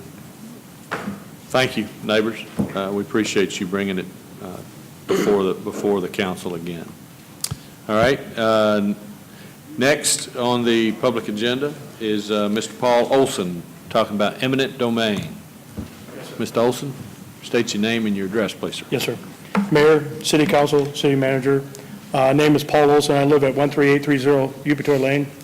I'm going to talk briefly about her situation, Skip. I think I talked to her just for a second, and the Homeowners Association, they have bylaws, and what they need to do is rewrite those bylaws so they can take civil action against that person. So that's a recommendation I'm making to her. Thank you. I'm talking about the eminent domain of my property at 3707 Buena Vista Road. Right now, presently, I have a tenant, Title Max. They've been there for 14 years. And underneath the Georgia Department of Transportation, and I've had a meeting with you, Mayor, and you, City Manager, about the current partial take of that property instead of the full take. Is there something wrong? No, I'm slow on the draw, I apologize. Okay. And currently, they want to take away the access from Buena Vista Road and really actually convert my property. Everybody got a sheet of what I handed out? Did they hand out? Anyway, they're taking away the access from Buena Vista Road and giving me a right-of-way on a secondary road off of, it was the Fairfield Drive. And so it's reducing my property from a prime location to a subprime location. And from that access, and Mayor Henderson was nice enough to walk with me, it's 80 yards, almost a football field, from that secondary road up to my front of my business. They're also taking the access out by the side of my building, and if you'll see up there that the very far top there, they're taking away that access there. They're also, if you would, put up the next slide too, they're taking away my frontage, my parking spaces there. And so in essence, they're taking away my access and creating a maze, taking away my parking completely, and therefore rendering that property worthless. And I had a meeting with the city manager and also Rick Jones and Pam Hodge, and after that meeting, city manager said, look, we're going to do a full take and you're going to get with them. And maybe after I get done with my spill, I'll basically, let him expound on it. The Citgo gas station adjacent to me, they're going to take out the gas pumps, but they're going to leave the tanks below because they've had prior contamination. And this is coming from basically the real estate appraiser, Rick Norris, who basically explained that to my tenant, who was Miss Brown. She'd only been on the job for about a month or so, and it alarmed her enough to where she called the district manager. And he talked extensively to him, and then they referred him to Paul Bland, who's the vice president out of Savannah. And if you'll see the notations up there, that basically Paul Bland, they lease from me every 5 years, a renewal of a contract, and they've been there for 14 years. And so there's 3 years left, and it alarmed him enough to where basically he says, hey, look, there's no way I can stay in this place. So it jeopardized my contract with my existing tenant. And Charmaine, you have a real estate license, and also Skip Henderson, you have a real estate license. You know that that's not the proper protocol of what a real estate appraiser's do. He's supposed to contact the landlord, and then if the landlord wants to disseminate that information, then so be it. But he basically emailed this to Paul Bland, along with, Skip, I gave you the email of the blueprint, and that's really troublesome in that respect there. Also, I explained to you off of Fairfield Drive, the slope is a 30 to 40 degree grade, and when it comes to fire trucks, in any emergency, it's 10 degrees. So therefore, if the place was burning, it'd be a real tough time getting to that place. Also, the accessibility in front of, if you would go to the other slide, if you'll see in front of the gas station, there'll be going up over those tanks there, and you'll see that that's the access easement. And if you know anything about how some of these people park, they will impede that accessibility to my property. So it won't convert my property from a prime location, but to a subprime location. And also, Mayor, when you came to that location, we went to the adjacent property behind my location, which was a tenant was Orkin, and the Champion family, the attorney Champion, they own that property. It's been vacant for well over a year now. But many years ago, I got a letter saying that basically they had contaminated the ground extensively with pesticides, herbicides, and pesticides. And in that process, they did asphalt over it. Well, it saturated that asphalt in the next last 15 years, and so they vacated that property. And I just talked to one of the DOT representatives this morning as I was coming here, and he says, Paul, it's going to really cost lots of money to clean up that mess. And so I'm telling you, there's hundreds of thousands of dollars just to clean up that mess, and possibly they're leaving the tanks underneath there. So there's some real problems with, my neighbors, and at the same time of this being a partial take instead of a full take. And I'm asking you to maybe, through a consensus, see it realistic as a business person, that you're basically going to take away a tenant. No one's ever going to take and even rent from me. You know what I'm saying? Mr. Olson, I hate to do Yes, this. sir. Your time I'll is let you up. go. Yes, sir. And I will ask, I think, did we have any comments that we wanted to make to Mr. Olson? Thank you. Thank you, sir. Mr. Mayor, I can have staff to just make some general comments because, so why don't I have Rick Jones Okay. come Because around? this is a state matter. It I know when is. I talked to Mr. Olson, I did go out and look at the property, and I'm not really even clear what the state's intent is. I've heard that they're taking a partial, and then I've heard that they're going to do an entire take of the property, which in that case, Director Jones, I'll defer to you. Mr. Mayor, members of the council, you may recall this is a TIA project. It is being managed right now by GDOT because of the complexity dealing with the federal highway more than anything else, that we did not deal with it directly. So GDOT is managing this thing on a day-to-day basis, meaning that they're responsible not only for the design but also for the acquisition of the necessary right-of-way that the project may require. So I tried to explain to Mr. Olson yesterday on the phone that this is just the first step. This is part of the process now, and we need to let the process really play out. Let it go through there. Apparently, they have made their initial contacts. Right or wrong, they have made their contacts in terms of dealing with property owners. They have looked at what the construction plans call for. He is correct. On that particular site, the two driveways he showed on there will be closed off or proposed to be closed off, and access will be, I think it's on Fairview there, would be the access for that property. We've already had some conversations back with the TIA office itself in saying that there's some real concern here about what you're dealing with in terms of just taking only part of the property, not the complete take. And they've reminded me again, like I'm reminding you, this is part of the process they have to go through in doing the appraisal work and making those first contact before they actually make a first offer and do an actual appraisal. So that is forthcoming. But as I explained to Mr. Olson, and as the city manager has explained to you again today, our intent is to ask for them to take a full take of that entire property. Because I think when it was all said and done, as you can see, the property is not going to have much value and much use because of the way how it's going to be difficult to get to that site and get in and out of that area itself. So we are scheduled to have a meeting next week on this subject, dealing with the entire project, trying to move forward with the actual construction. And this will be a topic of conversation we'll have at that meeting next week. And so, Mr. Mayor, you're right. I think it has changed over time. Initially, it was going to be a partial take, and then the last information we had, it was going to be a total taken, and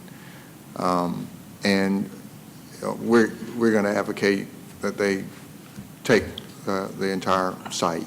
And I think that's the key point, Mr. Olson, is that to the extent with which we can have any impact, we have recommended that piece. But I understand Mr. Olson's concern simply because of the way it transpired. He lost a tenant that could have conceivably continued to do business throughout some more of this process. So, thank you, sir. All right. Next, Mr. Leroy Davis, going to speak to us about American Legion Boys State Program. It's always a pleasure to have Mr. Davis before council. Good morning, council members. If you would state your name and your address, please, sir. My name is Leroy Davis, and I will give you the address of the American Legion Post, which is 4027 Casita Road, Columbus, Georgia. I come to you this morning to talk about the American Legion, and to our veterans that's a member of the council.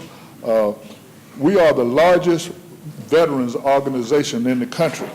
And we run some of the most outstanding scholarship programs, and our schools are not really taking advantage of them. So we put together a plan and we come to you for your support. We currently, for this year, have 15 boys out of the 3 American Legion posts, Post 267, Post 333, which Colonel House is a member of, and Post 35 on North Lumpkin Road. We have 15 boys scheduled to go to Boys State, and Boys State is held in Riverside Military Academy in Gainesville, Georgia. I'm sorry. The cost is $250 per boy, and normally every post have to raise that money. What we are here today is to ask the council to put us in the budget to help send these boys to the American Legion Boys State. Boys State is a program that brings boys together from all around the state, and they learn how the government works. When they get to Boys State, they run for governor, lieutenant governor, mayor, city council members, coroner, sheriff. So they learn completely how government works. The overall winner of Boys State will go to Washington, D.C. to represent the state of Georgia at Boys Nation. But that overall winner also receives a scholarship, a Sassoon scholarship, for a ride to college. So what we want to do is get back into being recognized as one of the premier players in the American Legion and get us back in the American Legion magazine. We're currently focused right now on Boys State, and later on we will come back to you with other projects that bring scholarships to our students. We have 10 high schools. Now, I previously was commander of American Legion Post 135 in Phoenix City, and if you know, a few years ago, we won Boys State and we won Boys Nation in Alabama. We also won the rhetorical program. So I know how to build these programs, and I'm with 267 now. In order to build these programs, we need your help. We need your help so we can bring American Legion baseball back to town and all of these other programs that allow our students to get scholarships. We have 10 high schools, and for us to only be sending 15 boys is really poor. I sent 30 boys out of 1 American Legion post in Phoenix City, and we raised the funds.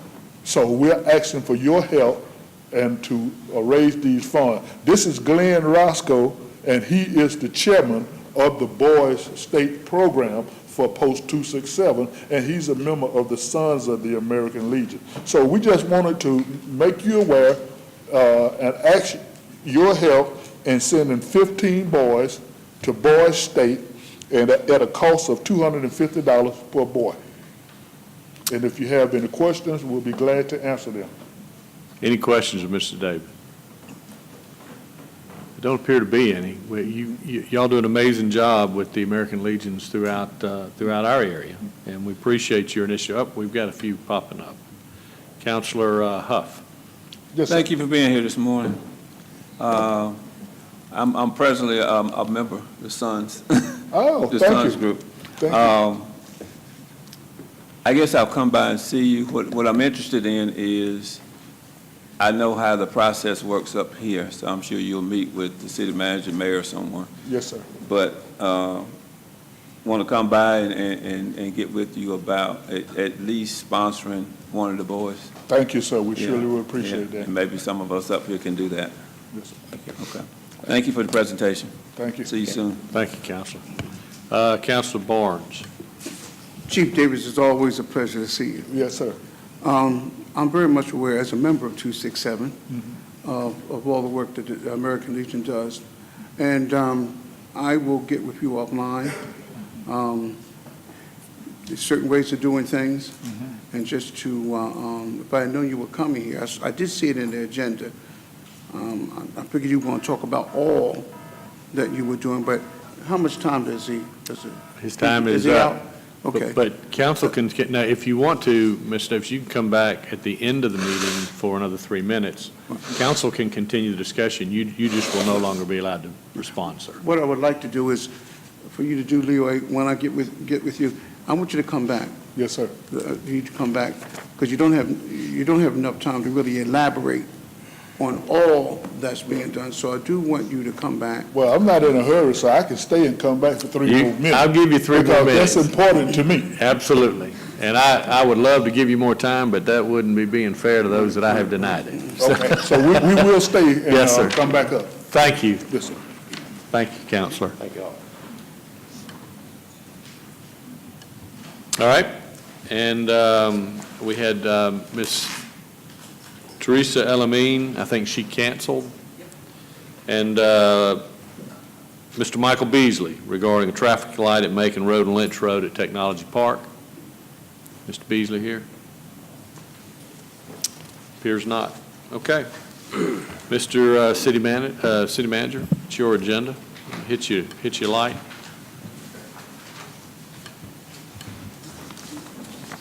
Thank you, Mr. Mayor. I've got a few items on my agenda.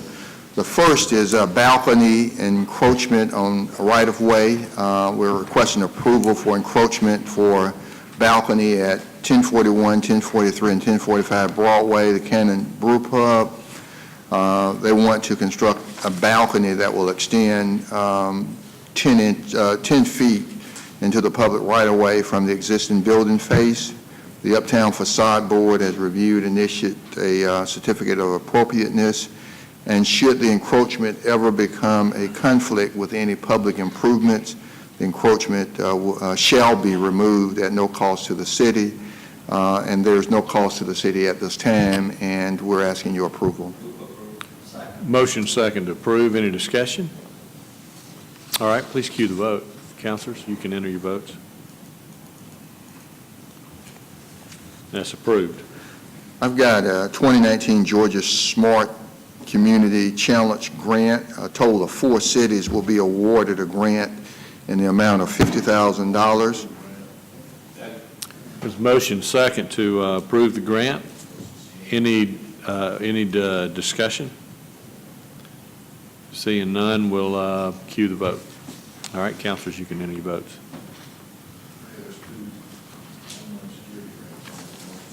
Okay. The Smart Communities Challenge grant is approved. There's a motion to approve items 3 and 4, the Homeland Security grants. There's a second. Any discussion on either one of those two? All right, if you cue the vote, councilors, please enter your votes. And Mr. City Manager, you may want to touch just very briefly on what each of those is. Yeah, those are 2 Homeland Security grants, no match required. One is for $58,706, and this is for the maintenance of equipment received as part of the West Central Georgia Search and Rescue Team. The second one is a $64,386 grant and no match, and it is for the maintenance of hazardous materials equipment. Okay, thank you, and they were approved. Next, Mr. Mayor, I've got option contract between the city and the Housing Authority for properties located on South Bradley Circle. And we're asking your approval today, and it's for 8 city-owned properties located on Bradley Circle. The Housing Authority is applying for low-income housing tax credits for the purpose of redeveloping Chase Homes. And the application is due May 23rd, and obviously they'll need these properties to make the project work, and if the low-income housing tax credits are not approved, they would not need these properties, obviously, and so they are asking for an option, and we're asking your approval for this option. Okay. There's a motion second to approve item 5, the option contract. Any discussion? I don't see any, so if you would please cue the vote. Councilors, you may register your votes. And that is approved. I've got some purchases. I've got security cameras and accessories for Metra, and There's a motion second to approve purchases, items A through D. Any discussion on any of these? Anybody want one pulled?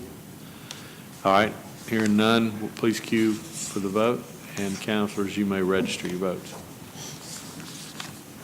They are approved. Mr. City Manager, just touch on them so we know what, because the public knows what we Okay, spent the money on. yes, I've got security cameras and accessories for Metra and fare boxes with associated equipment for Metra. And then C and D would be repairing engines in 2 garbage trucks. Very good. Got a couple of emergency purchases that I don't need any action on, but we had wood shear for Pine Grove landfill to break up stumps in larger trunks and limbs as a result of the tornado. Was an emergency purchase. Tactical vest for Sheriff's Department, Special Response Team. The sheriff needed 7 tactical vests that expired. Repair of River Road radio tower due to tornado and erosion damage needed to be repaired, and we took care of that, Mr. Mayor and Okay. Council. Councilor Crabb.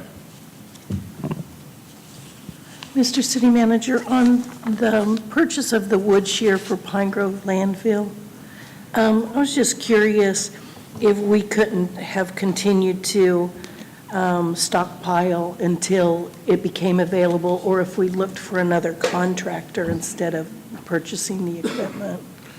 Well, again, we would have repaired the equipment through a normal process.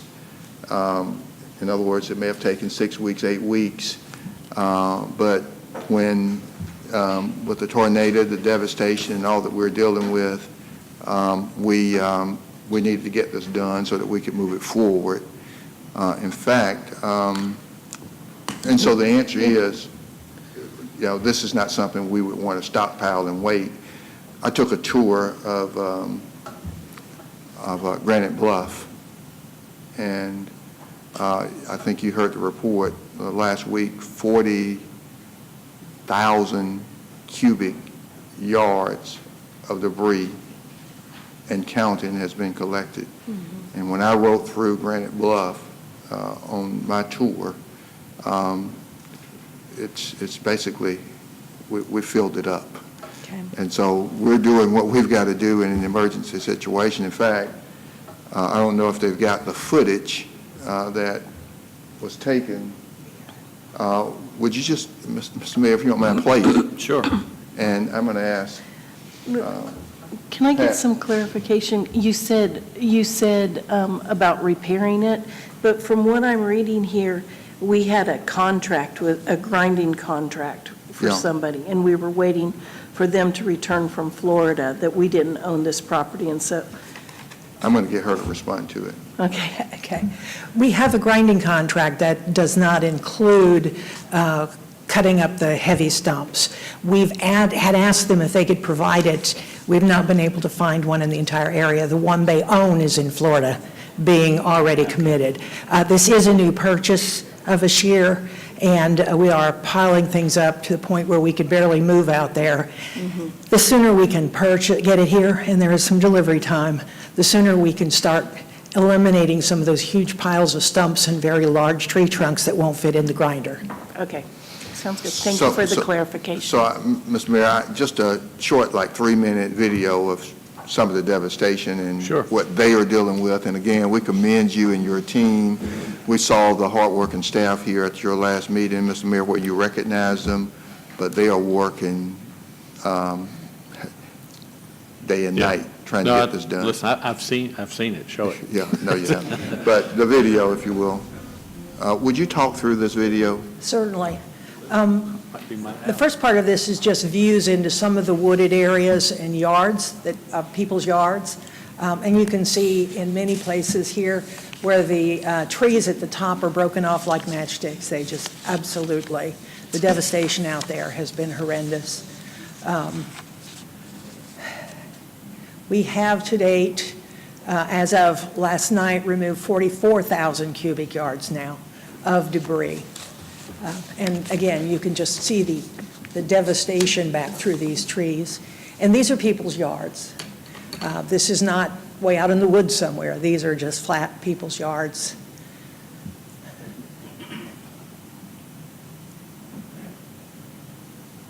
All of that has to go. All of it has to go. And it covers the area we talked about, bounded by River Road, Double Churches, Veterans, and the county line.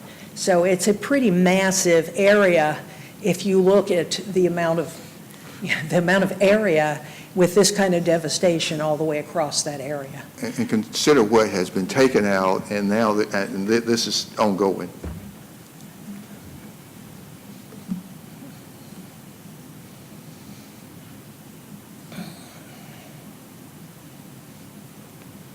And that's why the mayor issued the moratorium until further notice in this area of our city. As things stand, we'll probably be there at least another month at the rate we're removing stuff, and it's still being brought out to the road and piled up. And then they're calling and saying, could you please move this? I've got more to put out there. Look at the size of that stump. It's so big. That's what we need that shear for. You simply cannot put that stump into a grinder. It's just, it would completely overwhelm that particular piece of equipment. It's going to take a long time for this area to recover from the loss. Now, this is at Granite Bluff landfill, and as you can see, the piles are pretty high. That's what I was saying. I mean, you're right through there, it's full. We had about 8 months of life left in Granite Bluff. Look at that. And we no longer have any life left in Granite Bluff. We are stacking it up everywhere we possibly can and grinding it as fast as we can. So far, we're keeping up, but we still have a huge amount of work ahead of us. But even seeing the video, there's a different impact if you go out there and ride through and see it. It's different. It is very different. This is the grinder. This is our grinder. We have our grinder and we have a contractor who's also grinding. This is the result, and then we're having the mulch removed from the landfill as we can. That's going slower than we like. But look at the size of those piles. The contractor who's grinding is hauling away a good deal of it, and we are also have been looking for other companies who are willing to take it, and we think we found one or two. So we're working in that direction. We always have mulch available for citizens. This is not the best time for them to be going out there getting in line, but we always have mulch available for citizens too. And we use some of it with Parks and Rec and with our own beautification. So that wasn't really in my script today. No, I know. But since she asked the question, I appreciate your clarification. Yeah, and then for citizens, I'm telling you, Mayor and Council, if you live in other portions of Columbus and you've not had the chance to ride out there and see, it'll put chills will go through your body with what you see. I mean, it's that kind of devastation. Well, we recognize it's impacting all citizens because of the massive amount of debris. It's also thinning out our capabilities to pick up our regularly scheduled, and we're working very hard now on making sure that those are no longer, or they're not impacted any more than absolutely necessary. But, to your point, I mean, I've even seen quotes that it's a poor excuse that we're not getting the yard waste picked up. And I just want to remind people that as the city manager mentioned, ride by and look at some of these areas off of River Road and some of these places that were hit so hard, and you'll gain a little different perspective. Because it's not an excuse. It is, in fact, people working round the clock and diligently trying to make sure that they take care of the citizens. So. Let me also add that we were still picking up debris from Hurricane Michael. We had not finished that cleanup before this event happened. So the rest of the city still had trees and debris laying out on the roadsides. We did not divert our normal grapple trucks for very long. We put them up in the northern area for only 3 days, and we've moved them back. But between the Michael debris and now the debris from these storms, it's just slow going. Those 9 grapple trucks that are operating right now can only do so much in any given day. So we are going to keep going until we get it done, but everyone really needs to be patient. Well, and Mr. Mayor and Council, I'll mention that, it's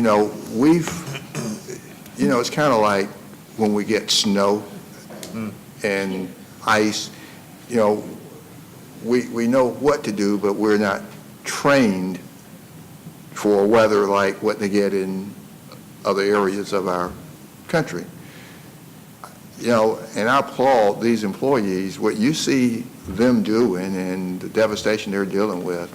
I mean, it's not something we do on a regular basis.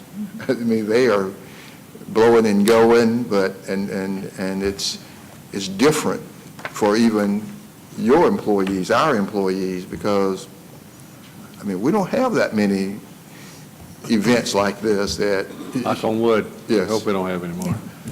Councilor House. Thank you, Mayor. I think we've already partially answered what question was bubbling in my head, but is there some way to reuse some of this wood? Can we sell it for lumber to somebody, or can we sell the mulch to somebody? Or We've not found a market, okay. and we will continue to call around and ask and check with sources. Quite honestly, there's been so much devastation across several states that there's just absolutely more out there than anybody could even. More supply than demand. Yeah, Okay. more supply than demand, Okay, definitely. thank you. Councilor Davis. Director Bigler, it's one heck of a maintenance and nightmare to have to, just to clean up, the whole cleanup process, and let alone the scheduling. You've got some great people working for you. And one thing I want to highlight here is that maybe the citizens don't see what we see or what you see, but we only have a limited amount of resources and heavy equipment to work in this area and to get it open and to where it needs to be, just to get people to their homes and their houses, and let alone the cleanup. Now you got to take in consideration the rest of the city. We've got pickups that take place in the rest of the city. A lot of this stuff, like I said, is a scheduling nightmare, and people need to be sensitive to, or patient from that standpoint, and understanding that your department is trying to make it all work and do a good job at the same time. What I'd like to ask, Mr. Mayor, if you would give an update. I know we've asked several times the state. I've inquired about it. We've talked about it, about the relief that we need in those areas, and you know, right now I don't think we're getting the response that we would like to have, but could you give an update while we're talking on this subject? I know there's still a lot of people out there trying to figure out what they can do. A lot of, they're utilizing their own resources, spending their own finances. You know, there's programs out there, federal programs and state programs, where people could get some kind of advantage or relief from what they're having to do in these major cleanup efforts. But I guess it all predicates and depends on how we're looked at from the state level or the federal level. And I know you've been working hard on that, and now might be an appropriate time just to hit that point as to where we're at with that. I know you're still talking to some of our federal representatives, but you know, I'm not sure where we're getting with the state on declaring that area a disaster relief area. That's probably not the term, but would you be so kind to do that? Yeah, I mean, I wish I had more encouraging news right now, but we have been in contact with our state delegation and our congressional representatives at the federal level. We've been in contact with the governor's office, and what appears to be the case is that there are resources for people that have been impacted by events like this. We don't qualify because you have to be in a declared disaster area. And our area was not. They did ride through. GEMA came through, took a tour of the areas, and I think they predicated their decision on no loss of life, which is a good thing, and not a lot of personal property damage. Most of the damage that we've seen has been in the form of debris. But what I won't say they failed to take into consideration, but there's a significant dollar impact to these homeowners that are trying to get this stuff out of there. We're talking upwards of $30,000, $40,000, $50,000 if they had all this stuff done by a tree company. And there are tax breaks, capital gains breaks, but again, you have to be declared a disaster area, and we currently are not. Our congressional delegation has been looking at some alternative sources to maybe get some money through HUD to create a pool that could be applied for by some of the folks that are impacted, but that hasn't gone anywhere just yet either. So we're trying to exhaust all the different options that are out there. Right now, the only thing that I'm aware of that exists is SBA loans that they will make for mitigation of some of this debris. But we continue to push the issue. We keep providing updates. The more stories we hear about people in some of these areas that were impacted in such a huge way, we pass it on. So they know that we're anxious to try to get some relief for the residents that were hit the hardest. But right now, there's none really coming. Well, and I thank you for that update. I know there's a process on the lines of communication. I know that your office is very active in there and has to respond. And like you said, that I really truly believe and can sit here and honestly tell the citizens that your office has exhausted all measures and has reached out not just once but numerous times of trying to get us declared a disaster area or disaster zone. I don't understand it. I'm kind of disappointed because it's obvious. We just had the conversation around this table. It's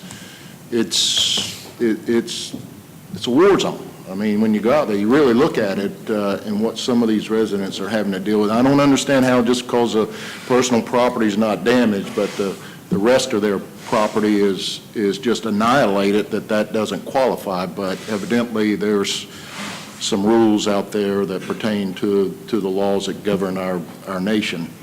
I hope that we're successful eventually, but it won't be for lack of trying or lack of asking. And I appreciate all your efforts and all the efforts of our city and city administration in trying to make that happen. And please don't give up on it. There's a lot of people out there that have, they're taking a hit on this. They're really taking a big hit on this. So thank you.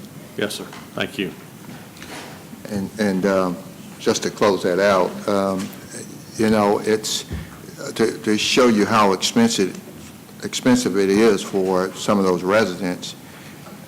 Some of the tree companies, I know one tree company, it's $12,000 per day for one of the subdivisions, per day. I mean, it's very expensive.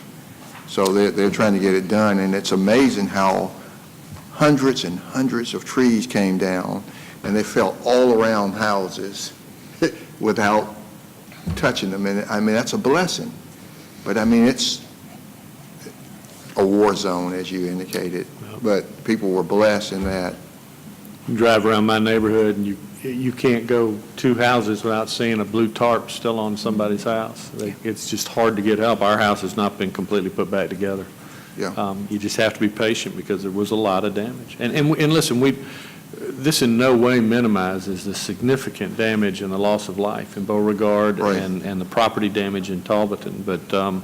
But we were in between those two areas on the path of this thing, and there's some damage. Thank you again. You're welcome. Mr. Mayor, I've got some updates. We've got our tax commissioner, Lula Huff, here, and she is going to come forward and update us on the new motor vehicle registration. Enterprise system. Enterprise system. Welcome, Madam Tax Commissioner. Thank you so very much. This is really, good morning to everyone first. This is really a public service announcement that we've got to make here to you this morning. And with you all being our governing body, what better place should it actually take place at than right here with you all? This particular one, though, addresses owners of motor vehicles, and it affects everyone in the state of Georgia, just not Muskogee County. If you'll remember back in 1999, and I'm asking a lot, the state changed the way behind the scenes that we operate and register motor vehicles. They implemented a system called GRATIS. It was Georgia Registration and Title Information System. Well, from 1999 to 2019, it's been 20 years. So that system is outdated. And they have been working very strongly, the Georgia Department of Revenue, and what used to be called the Driver's License Bureau is the term we know for it. It's now called the Driver's Service Center, have joined efforts. And they've come up with a new system which both departments of the state can occupy, and it's called Driver's Registration and Vehicle Enterprise System. So this allows us in particular, which is really helpful to us, when we pull up someone's registration right now, normally we would ask for your driver's license. We can now access the Driver's License Bureau's system itself. We have direct access to their driver's license. And so if you move from one county to the next county and you have not updated your license, we've got a problem. You've got an issue with us, okay? So we can better track who is in our county living here and not paying taxes here is one of the benefits that we'll talk about later on. I've brought my Deputy Tax Commissioner for Motor Vehicles. I'm the face that stands up here and talks about things in general to you. But this young man is the mechanism behind motor vehicles with all the knowledge that actually runs that operation for motor vehicles down there for registering and titling vehicles. And that's Tyrone Whitaker. So Ty, would you come up, please? And very quickly, we're going to recap for you what's going to happen very soon. Good morning, everyone. As Commissioner Huff mentioned, I am the machine, so apologies in advance if I fumble over my words a little bit. Again, the Georgia Department of Revenue is implementing this new system. It is statewide to include Muskogee County. This system is known as DRIVES, the Driver Record and Integrated Vehicle Enterprise System. With this taking place, it will phase out gratis. With it phasing out gratis, it will go live Monday, May 27th on Memorial Day. Now, with this change happening, we're going to be seeing a lot of enhancement through the state website as well as within the office itself. You'll be able to check on the status of your titles, which many citizens reach out to us to do. You'll also be able to cancel your registration. You'll be able to schedule salvage inspections. And there's also been a major change to our temporary operating permits, which are also known as TOPS. Those major changes are security features. Those security features include a QR code. The temporary operating permit will also have the vehicle description, and it will also have a holographic state seal on the temporary itself. So again, a lot of these changes we are definitely looking forward to coming the month of May. Now, you may be wondering, how will drives impact the general public? Well, we're encouraging the public to please renew for the month of May and June as early as possible. You can renew within 60 days of your birthday. In doing so, it's going to help us in that transition. There's going to be a lot of people trying to renew during that time, which you can renew online, through the mail, or in person. To renew online through the current state website, it's www.dor.ga.gov. I know a bigger issue that people have is, well, we may not have received our renewal notice in the mail. Well, you can actually go through the state website and enter your motor vehicle information, and you can still purchase your tag online. Another feature they're adding is that you will be able to get your renewal notice electronically. So for those who, may or may not look forward to that renewal notice in the mail, you can sign up through the new state portal and it'll be sent to your email. Okay? Now, how will drives impact our office? Well, to close out the old system and transition into the new, we will be closed Thursday, May 23rd, and Friday, May 24th. And we will be reopening Tuesday, May 28th at noon. The Property Tax Division will remain open during this time. We will continue to take drop-offs for both motor vehicle and any questions that citizen may have. We will, of course, be entertaining those questions. How is the general public being notified of the upcoming change? Well, the Department of Revenue has already sent press releases to the radios, stations all across Georgia, as well as advertisements.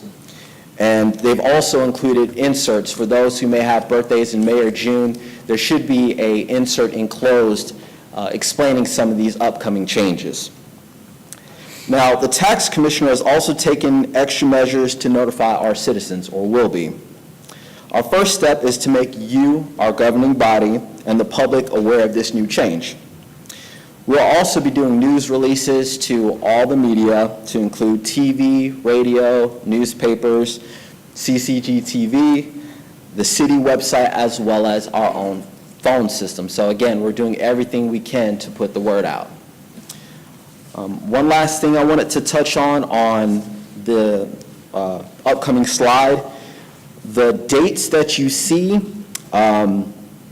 we would really like everyone to become familiar with and remember. Again, with these dates, it's going to better explain when we'll be open and the last days in which you'll be able to renew online. When this happens, again, our old system will be going down, and unfortunately, we won't be able to do any processing during those periods. With that being said, I thank you guys for your time, and if you have any questions, let me know. Thank you. Yes, ma'am. Any questions? Thank you very, very much. We appreciate you. Madam Tax Commissioner, thank you for the job your office does, and thank you for bringing us that update so that the citizens will be aware of what to expect. And we thank you. Yes, thank you. Thank you, Commissioner. Next, Mr. Mayor, I've got a Government Center update. Deputy City Manager Pam Hodge will come and provide that update.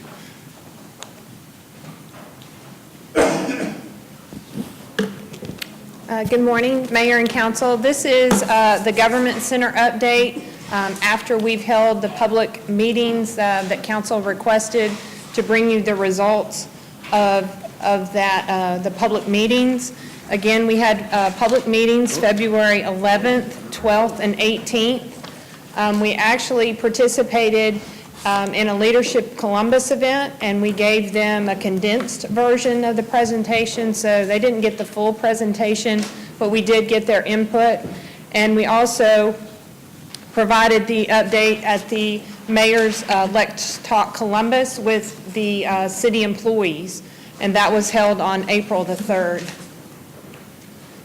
And I'll spend just a few minutes going through the 4 options just to refresh Council's memory. We provided these 4 options. We had an interactive voting process with all the members that attended the public meetings to allow them to give their preference for the 4 options. Option 1 for the Government Center, how to move forward, included complete demolition of the wings and the garage, providing for a new judicial center on the existing site, and to renovate the tower for city administration, and to provide a new parking structure on the existing site. This was what we are considering as option 1. Option 2, again, is on the existing site, but complete demolition of the tower, the wings, and the garage, and to provide new facilities, a judicial center, and an administration building, as well as a parking garage on the existing site. The third option is basically a portion existing and a portion on a new site. Would be complete demolition of the tower, wings, and the garage, providing for a new judicial center and a parking garage on the existing site, and moving the administrative function to a new site with a parking facility for that admin building on a new site. And then the fourth option is a new site for both judicial and the administration. All existing functions for the Government Center would move to a new site with a parking structure to support those new facilities. What we advised the citizens and the employees was the site has not been determined. So for them to provide their responses based on if money was no object, we did get a lot of questions at the public meetings about, well, my vote depends on how much something would cost. And so we told them that we want to know your preference if money was no object. After we go through the evaluation with the consultant, we will come back again and allow them to give their preference based on the estimates for the budget for each one of these options. This was the results of the voting.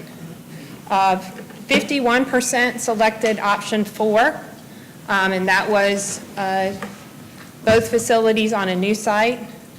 Option 2 was 23%, and that was both facilities on the existing site, both new facilities on the existing site.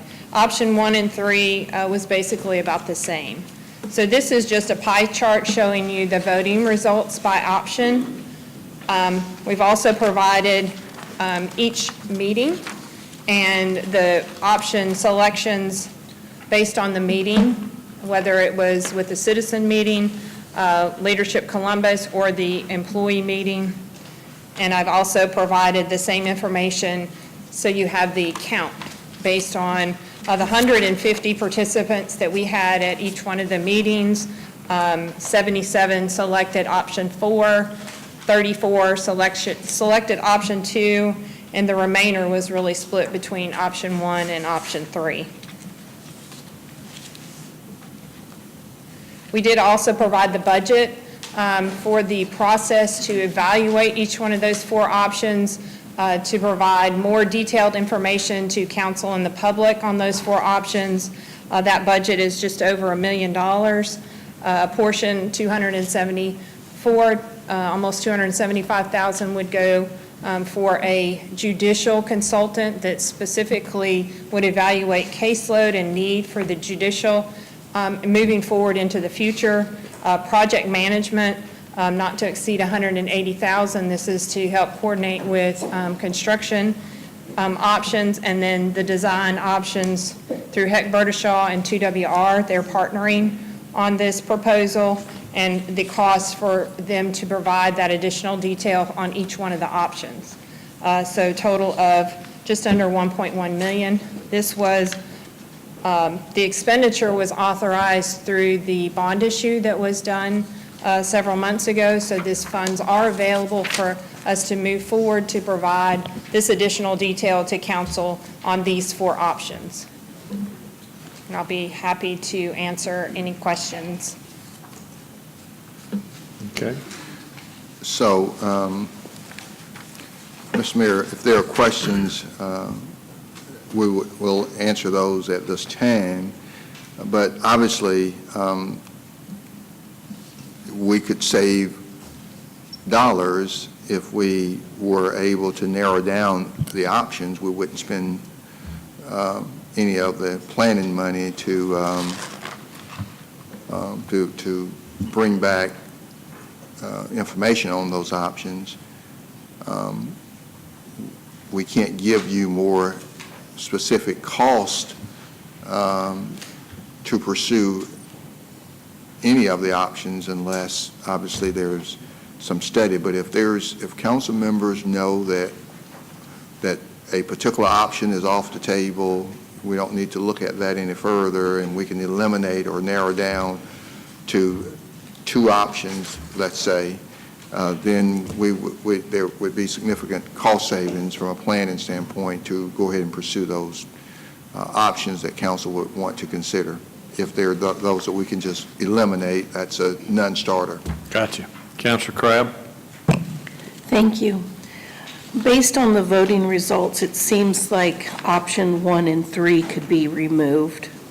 And if we just narrowed it down to option 2 and 4, 4 being the one that received most of the votes, it seems to me that our first step would be to determine the location so that, we can't do a design or any of the others until we know the locations.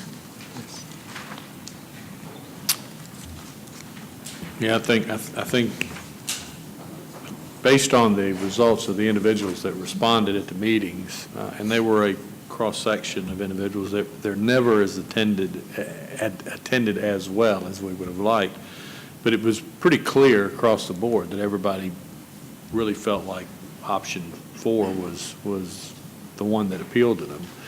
And I mean, I get that, because I know there was some discussion among the citizens as well as employees that it was probably the only option that left open the opportunity to get a return on investment as opposed to an expense of building a new or redoing an old facility. So, all right, any more questions of Ms. Hodge, Deputy Hodge? Doesn't appear so. We're here for questions, but well, I think too, and I will short of when we drop this on council today and we just kind of let them know what people have recommended, it's going to take some assimilation in their minds before they can kind of formulate really even a question, let alone some idea of where they want to go. So I think this is a great step, a piece in the process. I think you'll see more discussion, more questions, more comments after they've had a chance to kind of review this. I think so, Mr. Mayor. And so what we will do to keep this moving, we'll probably bring back to you in priority order what we think based on what we've heard from people, and I just heard from Councilor Crabb, and maybe we can consult some professionals, someone that can help us prioritize, but we're going to have to come back either in priority order and with a recommendation within that priority order so that we can keep this moving. Gotcha. Yeah, we'll plan on doing that. Councilor Thomas. One of my questions was, what kind of timeline are we looking at? We've been talking about this now for a long time, it seems. And we've been talking in very, very general kinds of terms. And my question is, so yes, what are we looking at? When are we going to get something back from you guys that says, we recommend that you go to, 10th Avenue and 29th Street and build on that northwest corner, or whatever. And so, Mr. Mayor, if I could, because we'll talk, but I think it's a good question. I think what I would hope to see is a recommendation come from us within the next 30 days. That's what I was going to say, Mayor. I think because I think you're right. It's been going on a long time. Well, and one of the other things that I would like for you to consider, and I don't know that this is, I just want you to consider this. This issue, I think, is a large enough issue that we may need to devote a meeting, even if it's an extraordinary meeting, just to this issue, just to this conversation about what are we going to do and all of the parameters of that.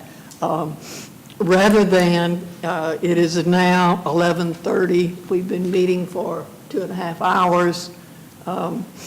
I want to be fresh when we talk about this so that we can do what is best for our community. So just think about perhaps an extraordinary meeting. I think it's a good idea. And I don't think this wasn't ever designed to try to get any kind of feedback. It was just kind of presenting what we had heard going out to these. So, Mr. Mayor, and I was thinking 30 days too, but considering what the counselor just said about being fresh, we've got a work session on April 30th. That's the 5th Tuesday.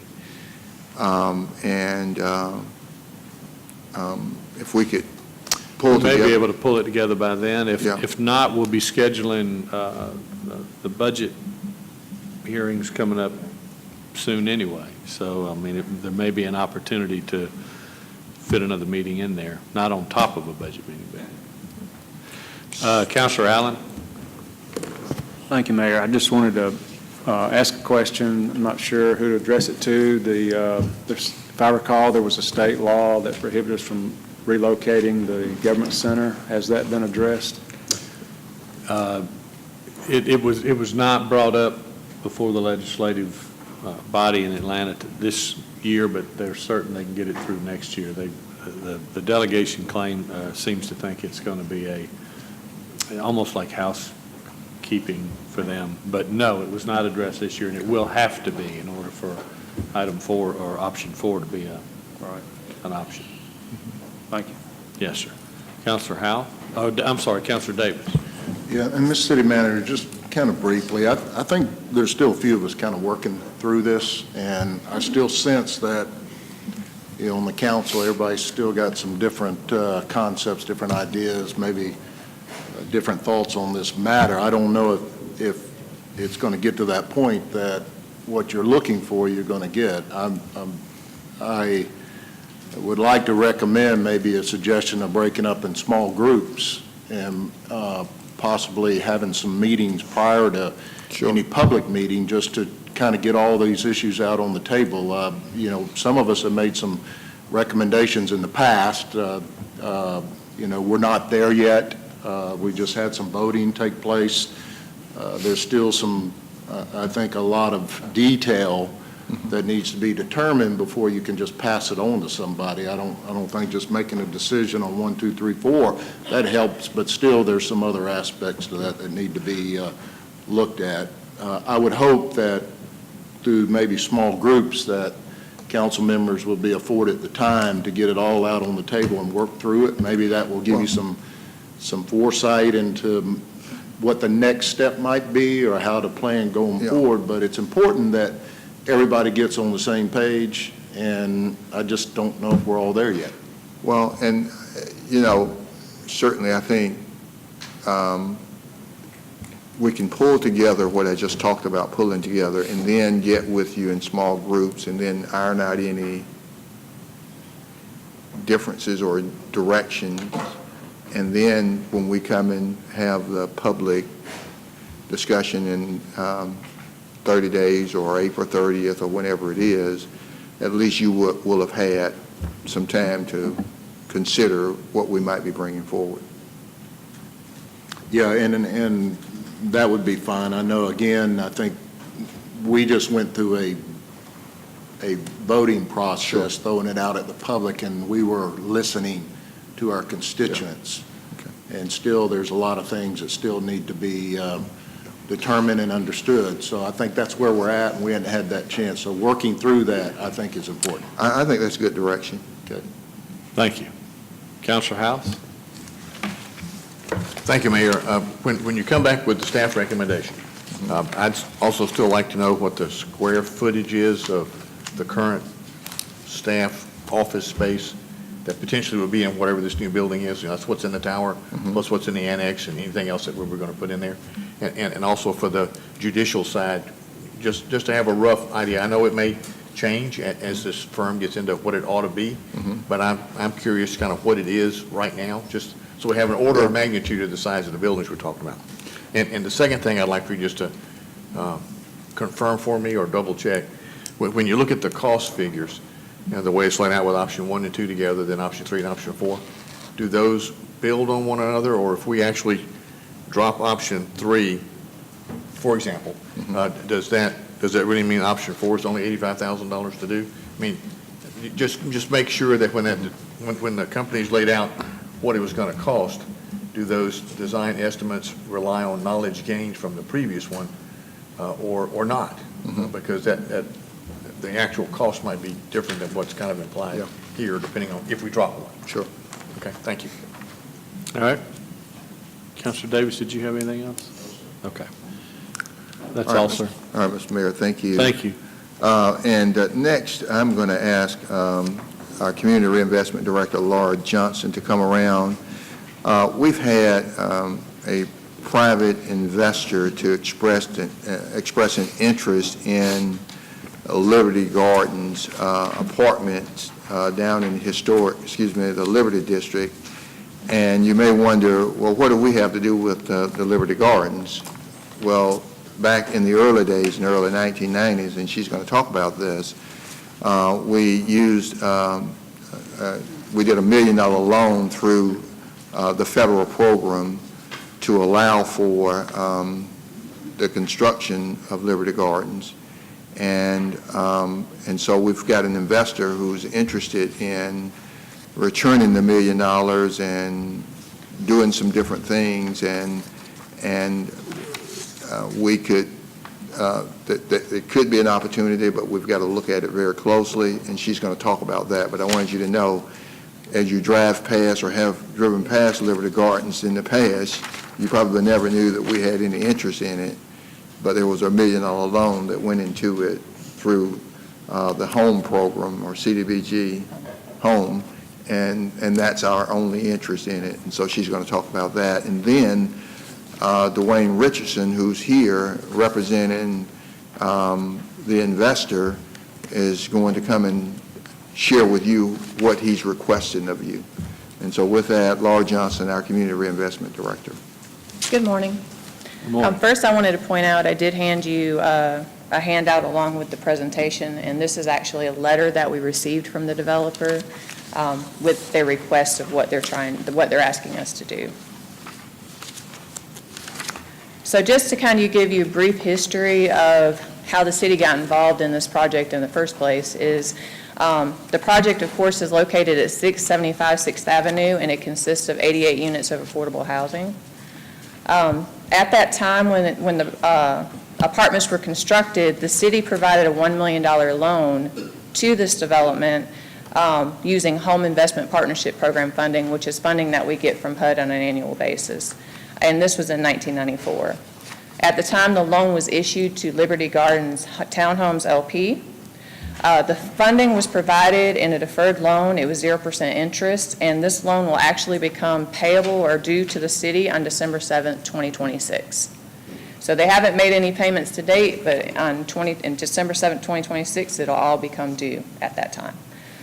Because HUD... So when you say become due, what does that mean? That means that we'll be due that $1 million payment in 2026. And what are we able to do with that $1 million payment?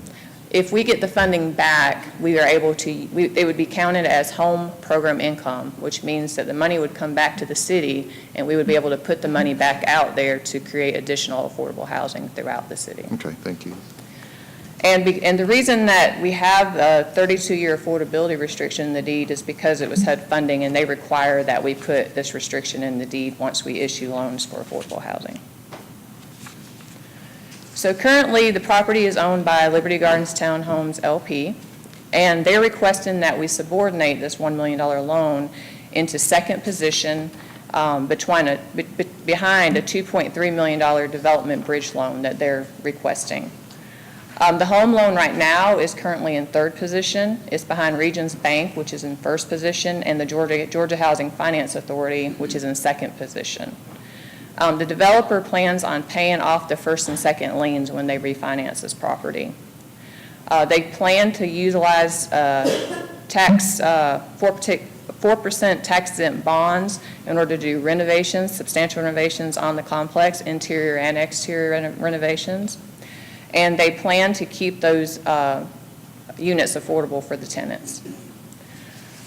The $1 million loan, like I was saying earlier, is expected to be paid off prior to 2020. It's expected to do 2026, but they're expecting to pay it off prior to 2026 if we allow them to subordinate. And this last slide is discussing a little bit about the renovations and the timeline of what they're planning to do. Of course, at the top, it just talks about they will be installing new cabinets, countertops, replacing the vinyl siding with cement siding on the outside.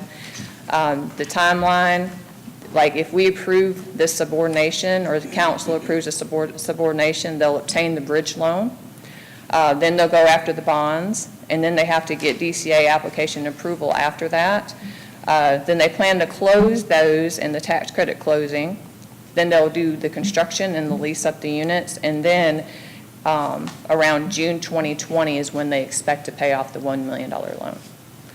And with that, Mr. Dwayne Richardson's here, and he's going to come forward and talk a little bit more about the development, answer any questions that y'all may have.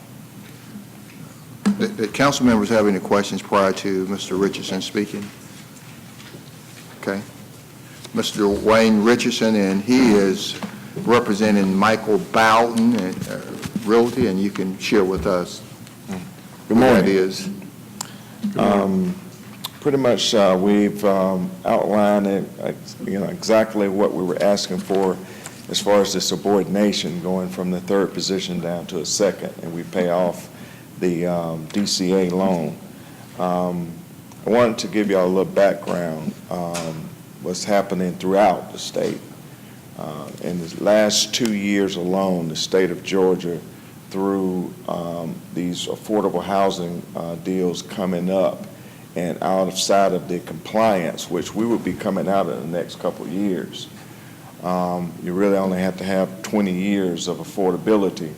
And 15 years, you can actually opt out of the program so that you can get a grasp of the magnitude about saving affordable housing. In the last 2 years, the state of Georgia has lost to developers pulling their project outside of affordability and going to the open market. We lost over 5,000 units. In the city of Columbus, you started out last year and you lost 144. We're not talking about a housing authority. We're talking about tax credits. We lost a 144 unit deal, which was really across the street here.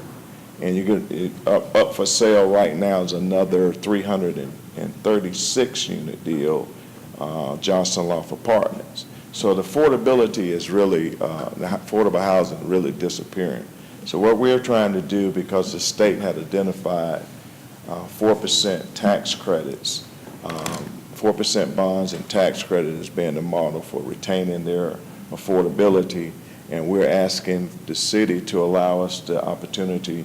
We had to purchase the property with the bridge loan, come back and giving us a little time to actually redo that project itself, and we want to bring it up to par to where it'll look like just like anything in North Columbus. We want to completely gut out the property. We're even going back in with high-end. Once you pass by it, you'll think you're in any part of Columbus that will get the maximum amount of rents, but it'll be for an affordable price. We're going to go up to 60% rents.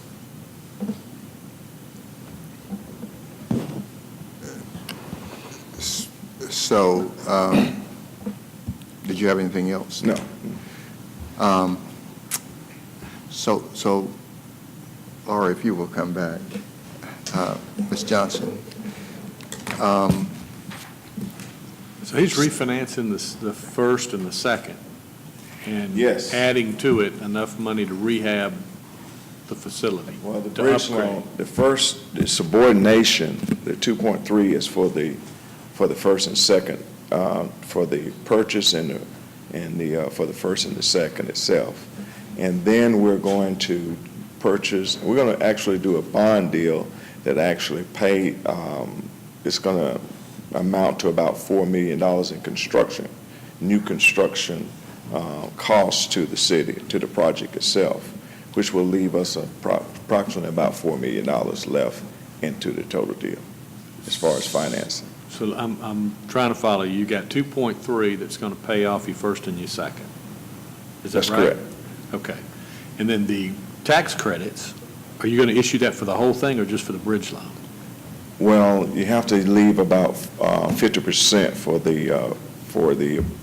the tax credits. You have to have, in the total project price, it's going to be about $8,300,000 once we do the rehab and the takeout of all the loans, including the city's $1 million. So the total price is $8 million, but under the law, you must actually finance in bonds, tax exempt bonds, $4 million. So that would be the 50%. end. What's the value of that, Laura? I mean, that seems like a pretty high number in terms of being able to secure all of that outstanding debt, including ours. You talking about the value Yeah. of, The value of the property. I'm not exactly sure Well, what the value is at The this time. property is gonna, once we finish once we can finish the complete rehab, it's gonna be worth about $8,300,000. We're gonna actually put close to $40,000 per unit in the property. We're ripping off putting in all new windows and doors.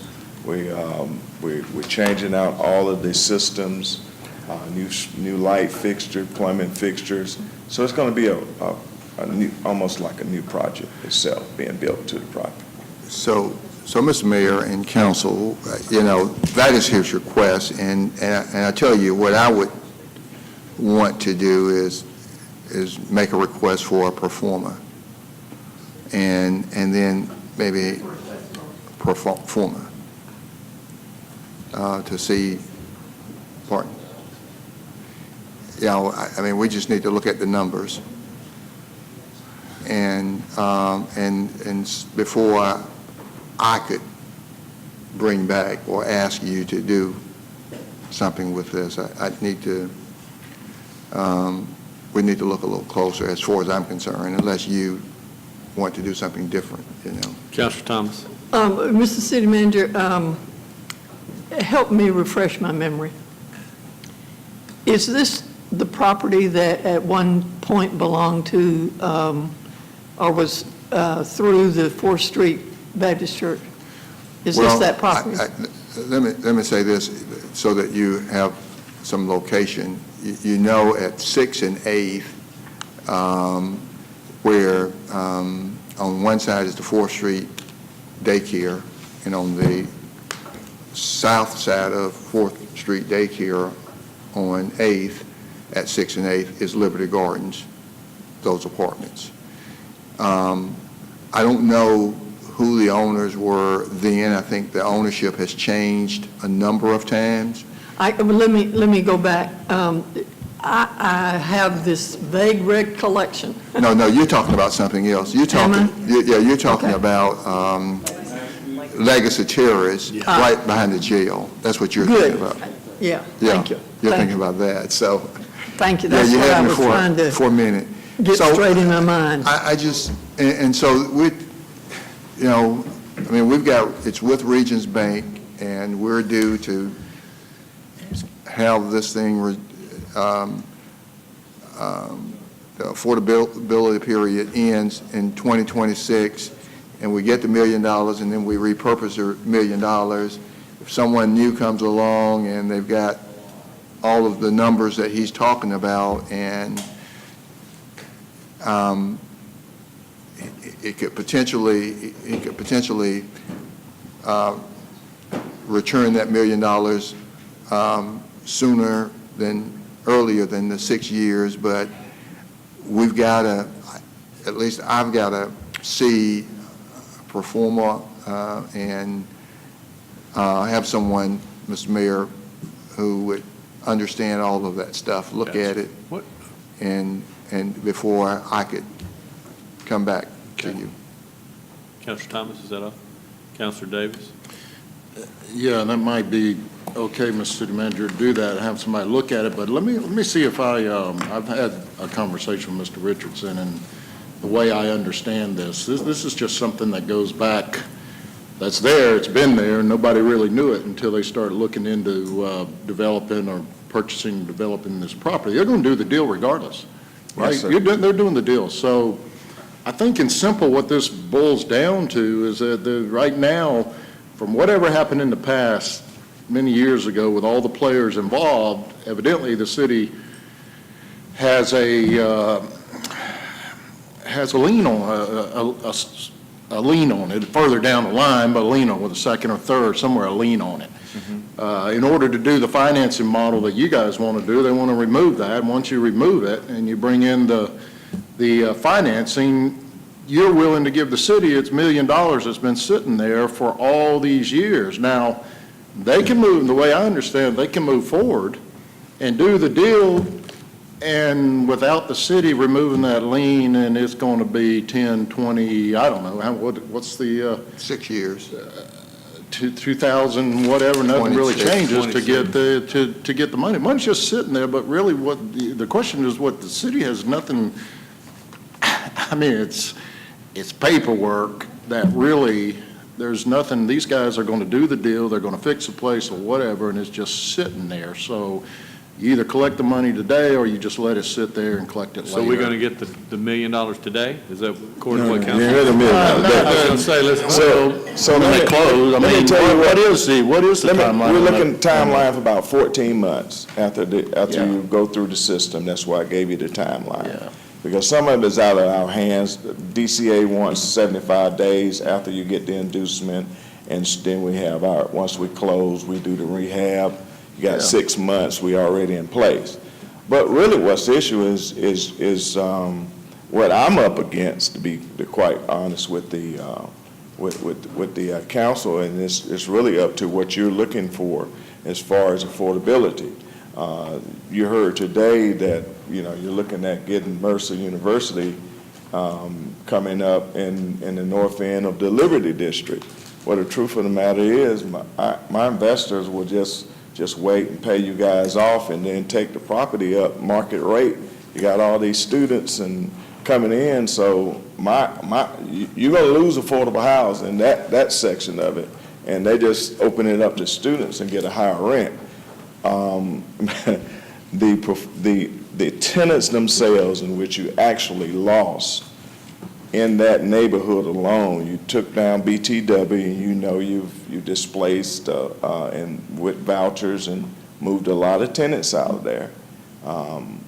My partners will have nothing to lose other than just to wait and pay you guys off, and not 2026. They'll pay you off in because the restriction that she's talking about really only takes us to 60% rents. And 60% rents will still get us to the point where some of the current tenants are going to be displaced.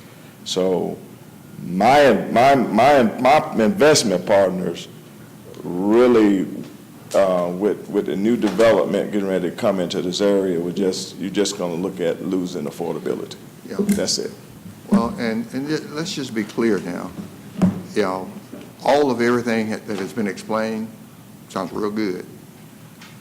I said before I bring it to you, if you want to make a motion and, today or next week and do it, I'm good with it. But if I'm going to bring it to you, it's going to have to be with some additional information. Because once you vote on it and I bring it to you and recommend it, I own it. Okay. And I'm not ready to. Well, and look, I would agree with you. That's wise. I don't know what their timeline is on their development, but, I mean, all they're asking is to get through all their finance model on the front end. Once they do that, they close everything, they're moving forward, then they'll write you a check in 14 months or less. But if you wanted to get some eyes on that, I'm sure we've got real estate attorneys that can take a quick look at it and won't slow these guys down. And my point is, I need a pro forma. I need something to hand off to say, look at this, assess it, evaluate it, and advise me. As far as the only thing I want to say about the performance, though, this is a short term. Only thing, no bank is going to loan me $2.3 million while we go through the motion, unless they're in the first position.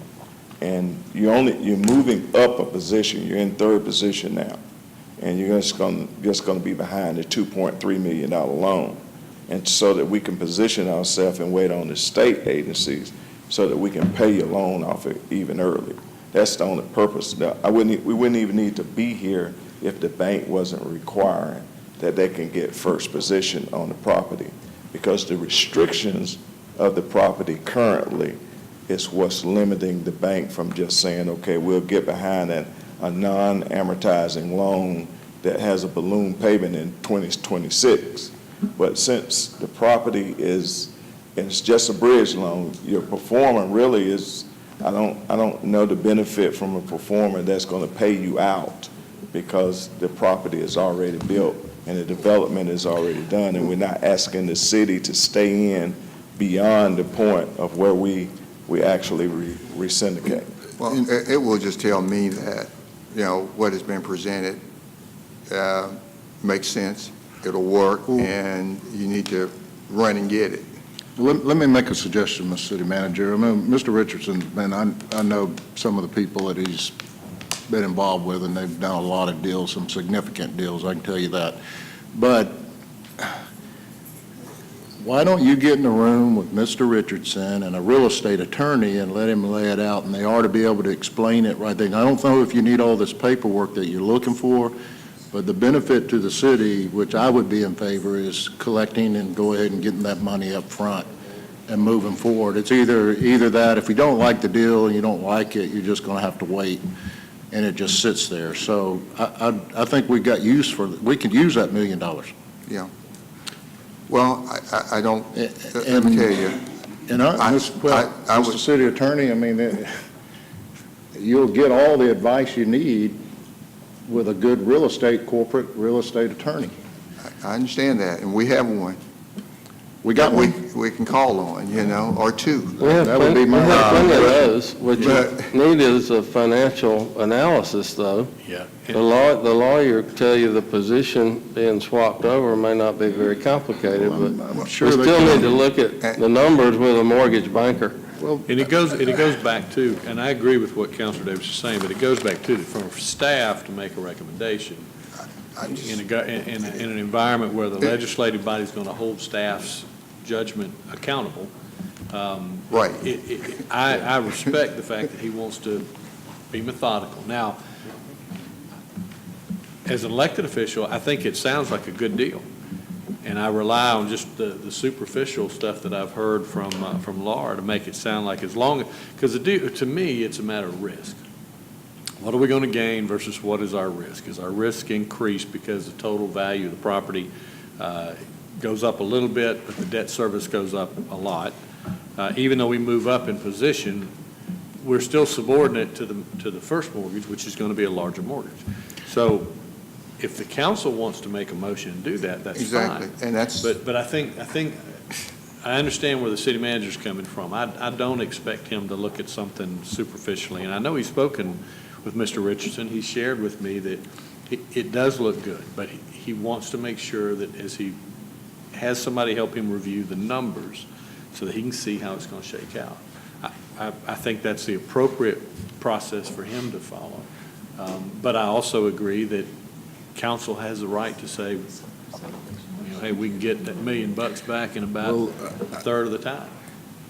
and I Mr. feel like Mayor, you guys if- can get in a room, if you need to bring some more players, the banks, or whoever that needs to come along with that. Well, what I submitted was the subordination, so that the attorneys can look over the subordination.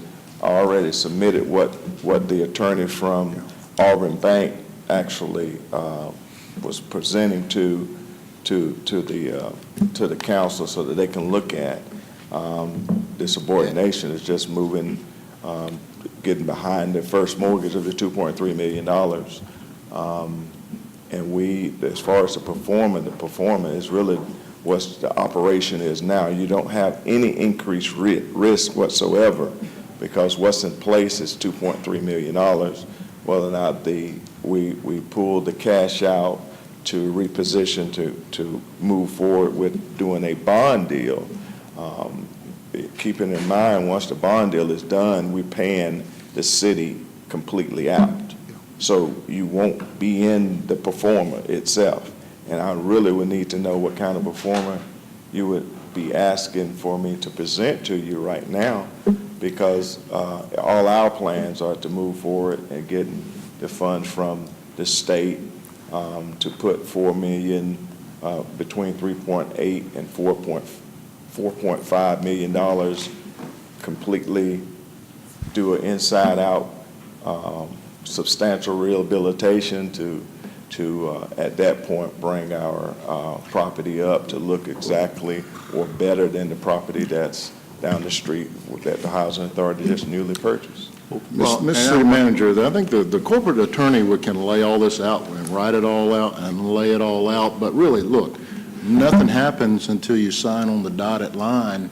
So you don't even have to do this until everybody knows what's going on, then you sign on the dotted line. Why don't we do this? I get that. You've been through these types of negotiations in the past. Why don't we set up a meeting with the real estate attorney, Mr. Richardson, you and I, and Councilor Davis, and then let's sit and let's look at it, and that way you can, I've never walked through these deals before, so it would be helpful to hear from somebody that has done something similar.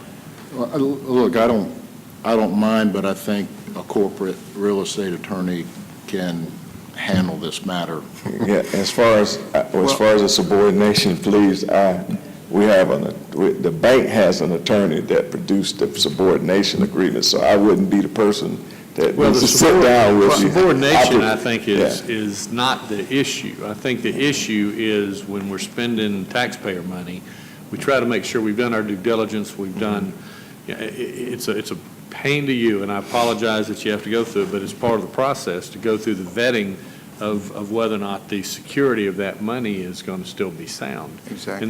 And that's it. Well, it's not nothing personal. It's just doing what we need to do for taxpayers' money. And that's my whole thing. And so if you all make the decision today, it wouldn't bother me one bit. But if I'm going to make the recommendation to you, right, and you're going to be voting based on the city manager's recommendation, I'm going to do the due diligence, and I'm going to make sure that I'm comfortable with what I put before you. If he provides me the information that I've asked for, the numbers, that we can do that, we'll certainly have it by the next council meeting. We'll get together and we'll get with Ms. Richardson. So that I can get a clear understanding. The numbers, the performer that you're looking for is a current day performer based on your position now? It's based, I want to know, you just explained the deal that you've got, the $2.3 million you're going to do, and it's going to end up being an $8 million deal, and what you're going to do, and then how you're going to return the $1 million to the city within 14 months versus 6 years from now. I need to just understand all that. Oh, okay. We'll get together off. We'll get together. We'll get together, I'll we'll sit try my down and talk best. about it. I appreciate your patience. Okay, thank you. And we've. That's it? Councilor Crabb, did you have a? Okay. All right. All right, thank you. Thank you.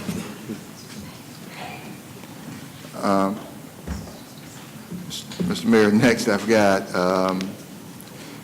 an update on the towing services procurement timeline that we want to share with you, and that's what has been referred to as a traffic incident management towing service RFP.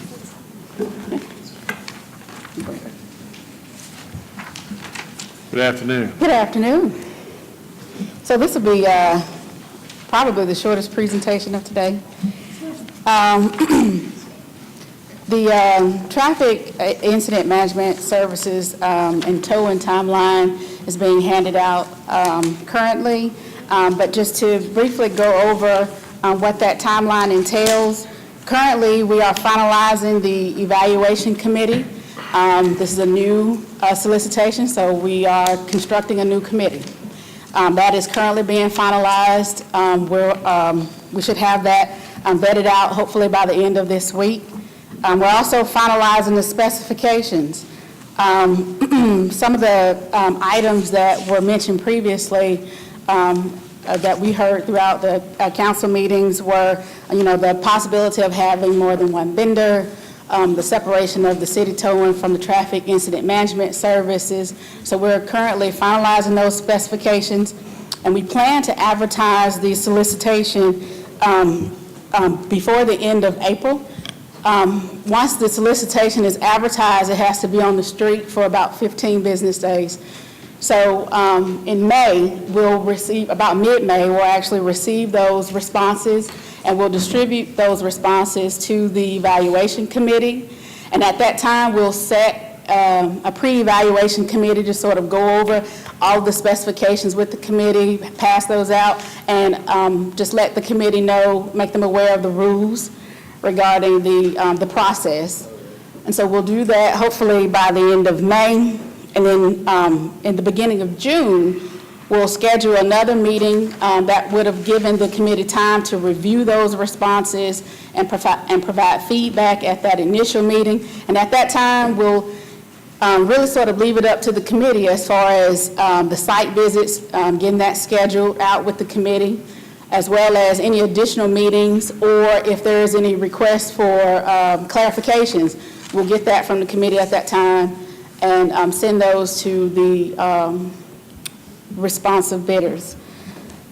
So by the end of June, and by the beginning of July, we hope to finalize the results of the committee and finalize any contractual negotiations that may need to take place for the solicitation, and prepare for the fourth Tuesday in July the award recommendation of the committee. Once we do that, we hope to have a final executed contract at some point in August once it comes before council and is approved. But that is the timeline in a nutshell. These dates are not really that specific because it really depends on the availability of the committee. We want to make sure that all the committee members are present, available, and that they can participate in the process. Thank you. Mayor Pro Tem? Do you know whether or not, has the federal government and the state government always had two providers? Whether they've had two providers? Mm-hmm. Well, I don't know what they have at the federal government, Mayor Pro Tem. The assumption is that they have more than one provider because of size and area of coverage. But let me just say, so that I can be very clear, and I've had very specific conversation with Finance Director and wanted her to present this timeline here today. I anticipate, as we move this process forward, that we could have one or more providers for service. Mm-hmm. We could have two, we could have three providers for the service. And as we release the RFP, I've indicated to them that I would want options in the RFP. In other words, an option that it could be towing for Columbus Consolidated Government city vehicles only. And so within the city government, we have buses and trucks and dump trucks and garbage trucks and cars and tractors and other equipment.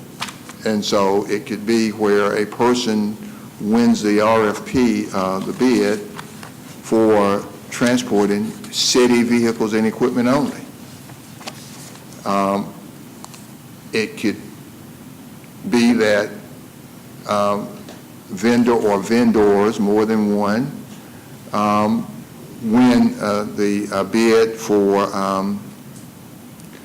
non-city government requests that come about as a result of public safety in the line of duty.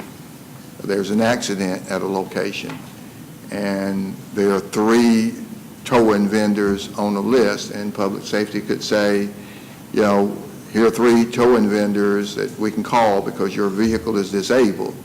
You can use one of these three, or you can call one of your choice, but here are the three that we have. And that person can say, I'm going to call number 2. Or they could say, well, my friend has a tow truck, I'm going to call my friend. That's their choice. Now, those same vendors could have both. They could have the agreement for, be one of 2 or 3 in the agreement for city vehicles, and we would rotate it.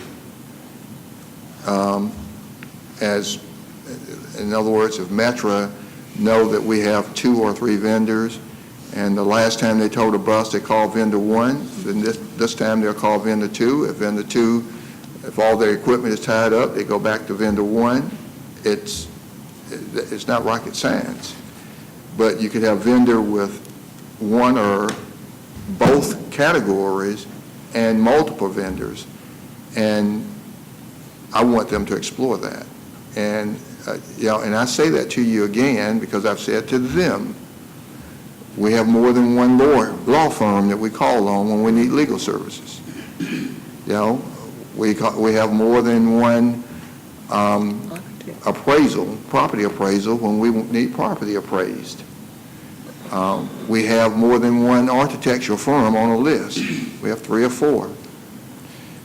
We have, so in all of these categories, engineering firms, we have a list of engineering firms that we've approved through a process. And so I'm trying to understand if we have 3 engineering firms and 3 architectural firms and more than 2 or 3 law firms, why do we have 1 towing company in our community? And so we're a large enough city that we could have 1 or more, and this RFP would explore that. So that's where I've directed them. And if council members have something different, that's a direction that they've been guided to travel. Any questions about timeline or the RFP as I see it? Councilor Huff? Yes, sir, Mr. City Manager. The timeline that Director Angelica just went over, so we'll know something by when, August timeframe? We anticipate that we would be bringing you a selection on my agenda by August, yes. Okay. And in the concept of having more than one, I personally am in favor of your last one, the rotating piece. I don't know how they get to that point, but I think, as far as each call, rotating among whoever the vendors are, I think would kind of work the process out a little clearer going forward. Because you made a comment that the citizen always has a choice, when you pull up to say you want vendor 1, 2, or 3. Mm-hmm. But if it was in a rotating piece where the citizen had a chance to either call their particular vendor they wanted to call, or vendor A was called last time, vendor B would be called this time, and it would rotate? Yeah. Well, if I could comment, I don't favor that. That's what you just said. Well, I'm saying if there's a list of 2 or 3, that list is shared with the person at the accident scene whose vehicle is disabled. They get to pick one of the 3. I don't tell them that since we used number 2 or 3 the last time, just show them number 1. Yeah, but I'm saying that was your second option you gave us. The third one you spoke of was it would be a rotating piece. Yeah, I said it. I used Metra as an example. Right. That's for the city. For the city, okay. Vehicles only. Okay. We would rotate. Rotate, okay. But for the citizen, they can pick any of the 3 they want or one on their own. Okay. Is my thought. But from a city standpoint, if it's a garbage truck and they know that you've used 1 and now 2 and there's a 3rd one, this time it's number 3. Okay. Okay. I'm good. And then it goes back to number 1. And that's just to keep it fair, that we don't have some manager favoring 1 and always calling 1, or a public safety person directing them to a particular one. They get to choose. And I've been in situations where they shared the list. If you go, the sheriff I mean, they've got a list of bondsmen down at the jail. You know, they put the list up, and the person who wants to use a bail bondsman, they look at the list and they select. And so that was, Okay. I was just trying to understand. My fault, Okay, yeah. thank you. All right, thank you. Anything else? Thank you, Mr. If you've got some other direction, let us know, but No, that's where I am. I think we have kind of thrashed through this thing for long enough. I think it's time we move forward with the bid process and bring it up like we always have. And if there's a change in going from 1 to 2 providers, go to 2 providers, and we'll work it out just like we have any other service where we've got multiple providers. Okay, if there are no other questions, I'm done with that, and we'll go to our final topic, and that's the Ralston Towers. Director John Hutchison.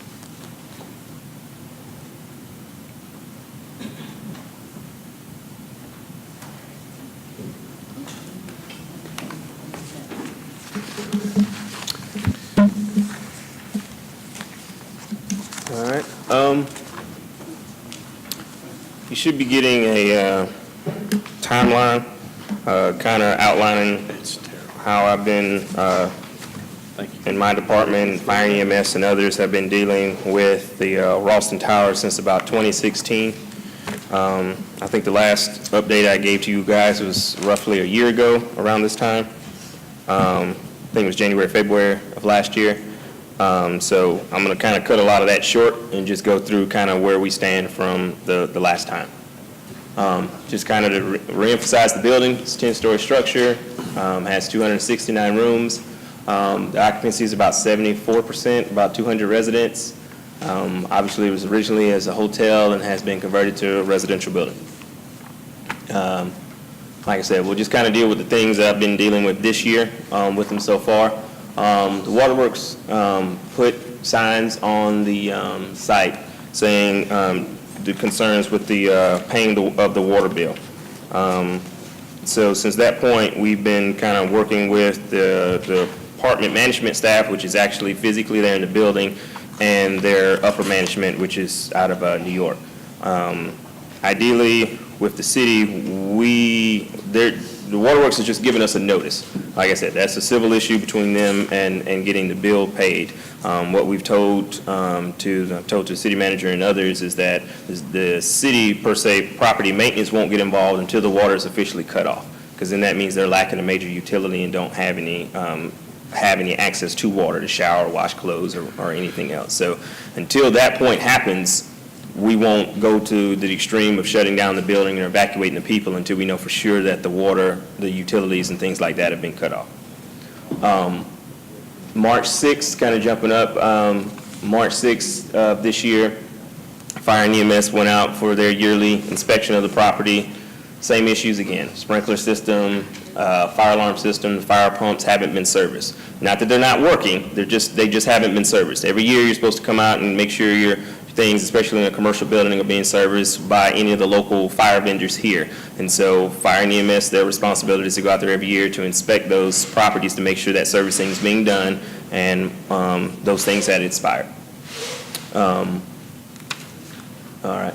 And then so March 31st, which is about a week and a half ago, we got calls from Fire and EMS telling us that they had about 5 service calls that Sunday, and neither one of the elevators were working. So that does violate the property maintenance code. As an active building, you have to have at least one elevator working at all times. You can have one down, but you're always supposed to have one working. So Fire and EMS told us that they went over there for 5 calls that same Sunday and literally had to take the stairs to service the people up on the floors because they didn't have a way quickly to get up to the floors to service individuals, so whoever made a 911 call.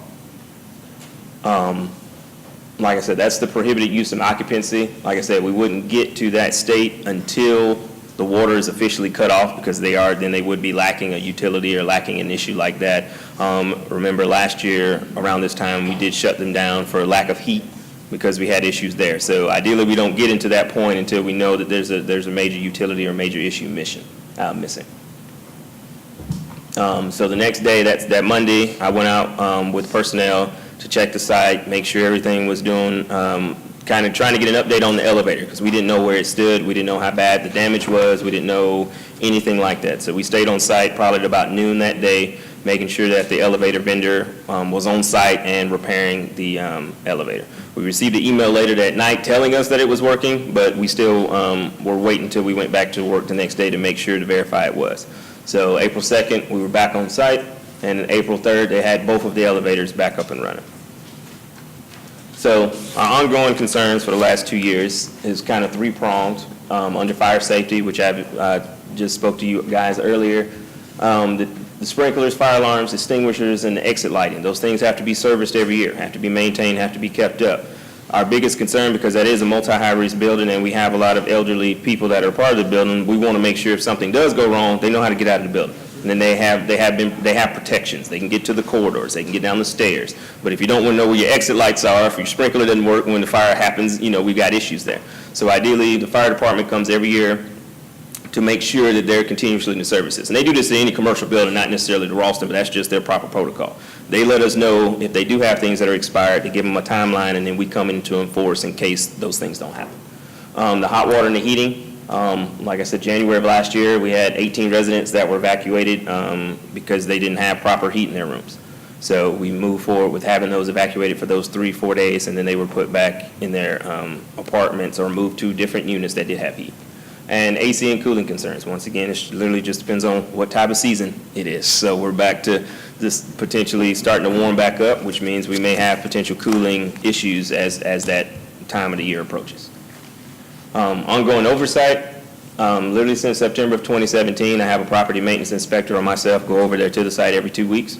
That's in case we have some of the elderly people may not have phones, may not have ways to call us and contact us, but still want to let us know something's going on. So we make sure we have somebody over there. We kind of hang out in the lobby. If they come up, sometimes they'll see us on the street and just say, hey, I need you to check out this. We get the information to the management staff, and we go from there. But what we started to do since 2018, we sent everything to the HUD Chief Resolution Specialist and to the National Housing Compliance Senior Manager in Atlanta. So not only am I dealing with it here locally, any of those complaints, we're starting to forward those complaints up to them so that they're made aware well that this is not, flash in the pan, this happened one time. This is continual issues that we're having and continual things that we're dealing with. So I know when I was on site Monday that they did get a call from HUD because I was still on site, and they had to take a call from HUD about the elevators, which means they are getting my emails and are responding and reacting to what's going on. So that's kind of where we stand. The elevators are up and running. Like I said, we just kind of keep an eye out. Any complaints we get, we follow through like we follow through anywhere else. We continue to move forward with the company. We don't know much. We've heard different things that people buying or people are interested. I can't really speak on that because I don't know. I just deal with it from the property maintenance standpoint and what we can and can't do to make sure those people living there have safe living conditions. Thank you.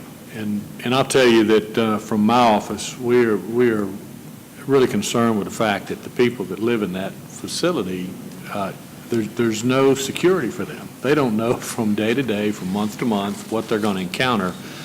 And to the point where our office is going to author a letter to HUD being a little more direct and requesting that they revisit that contract and make certain that they're comfortable that that's the appropriate use for HUD funds because of the tenuous position that these residents are placed in. And we're also going to send copies to our congressional delegation so that they'll know what our concerns are. We're not it is absolutely not to displace residents. It is, though, to make sure that the residents are there have an adequate and a comfortable place to live. I mean, they'd almost be better off if we helped them find another place to live where they knew they could count on their utilities, their comfort, their health, their safety, as opposed to being in a facility that sometimes their actions indicate very little regard for any of those items. So we will send that out. We'll notify council once we get that letter written and sent. Councilor Thomas. I know that you have heard this, and one of the things that I keep hearing that people, I believe, have a misconception about what the city of Columbus responsibility is in this facility. We don't own this facility. We never have owned this facility. Our only and please correct me if I'm wrong anywhere along the way, our only responsibility is to make sure that the owners and the management follow all of the rules and regulations for high-rise apartments that would be for any building of this nature anywhere. And it's not that the city can take over this building and do whatever we want to with it. Is that correct generally? That's correct. Like I said, the property maintenance code is the book I go by. That's what we've adopted here locally.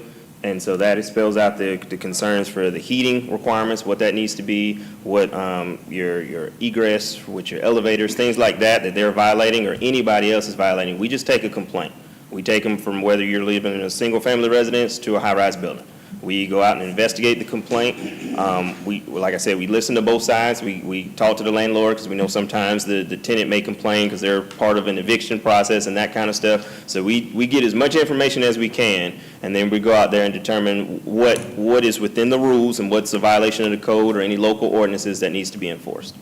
And I know that part of the concern of a lot of our citizens, or like the mayor just said, we want those folks who live at the Ralston to have the best facility they can, and we can do whatever we can to assist in that.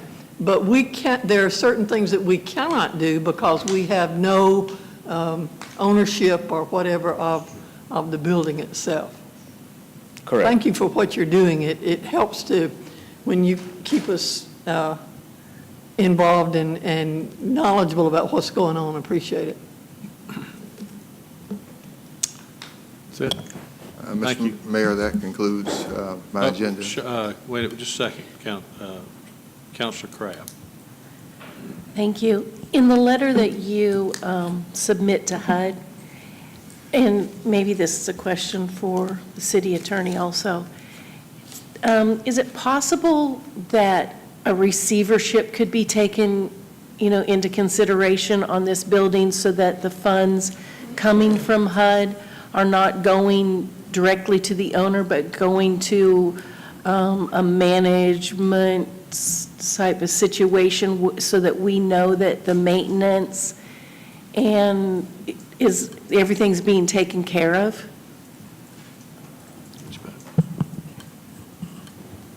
That's something we can certainly put in the letter as far as asking HUD to explore that. I mean, you're talking about a receivership, basically an involuntary closing of the business, which is private at this point. But we can tell them, at least if the rules aren't followed, HUD needs to look into that, as a potential last resort. Thank you. Putting something like that in there kind of just doubles down on how serious we are with this particular situation. Thank you. That concludes my agenda, Mr. Mayor. All right, Councilor, one more comment. I think Councilor Thomas. Mr. City Manager, this is on a completely different topic. I had a conversation in the last couple of days with a couple of our state representatives, and one of the things that they said to us was,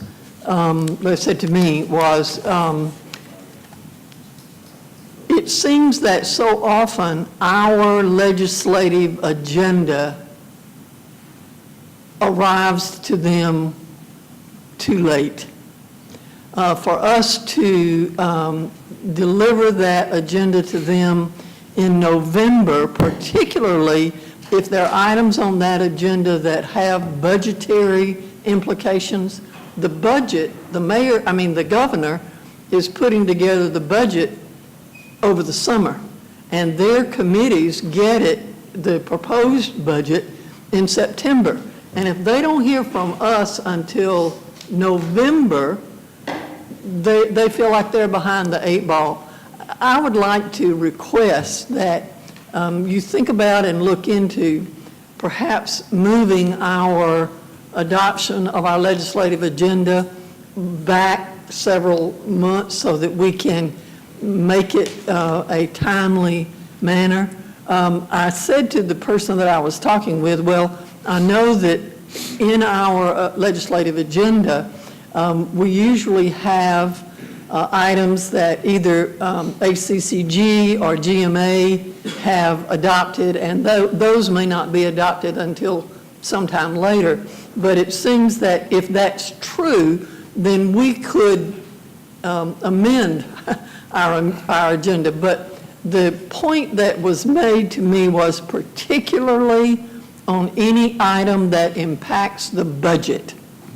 We need to get it to them a lot sooner so they can be in that conversation. Sure. So would you just sort of think about that and see what we can do? And it may be that we adopt a bifurcated agenda, if you will, one that deals with the budget monies and so forth, and one that deals with other kinds of issues. It's, you know, it's possible that we could maybe make that part of the budget review session, and as council reviews and approves the budget, to accumulate on that a separate list, just kind of put it in a parking lot, and then allow them to put together their, sort of their budgetary wish list. Go ahead and send that in June to, you know, in time for the summer deliberations on the part of the governor, and then send an addendum to our list after the hometown connection. Yeah.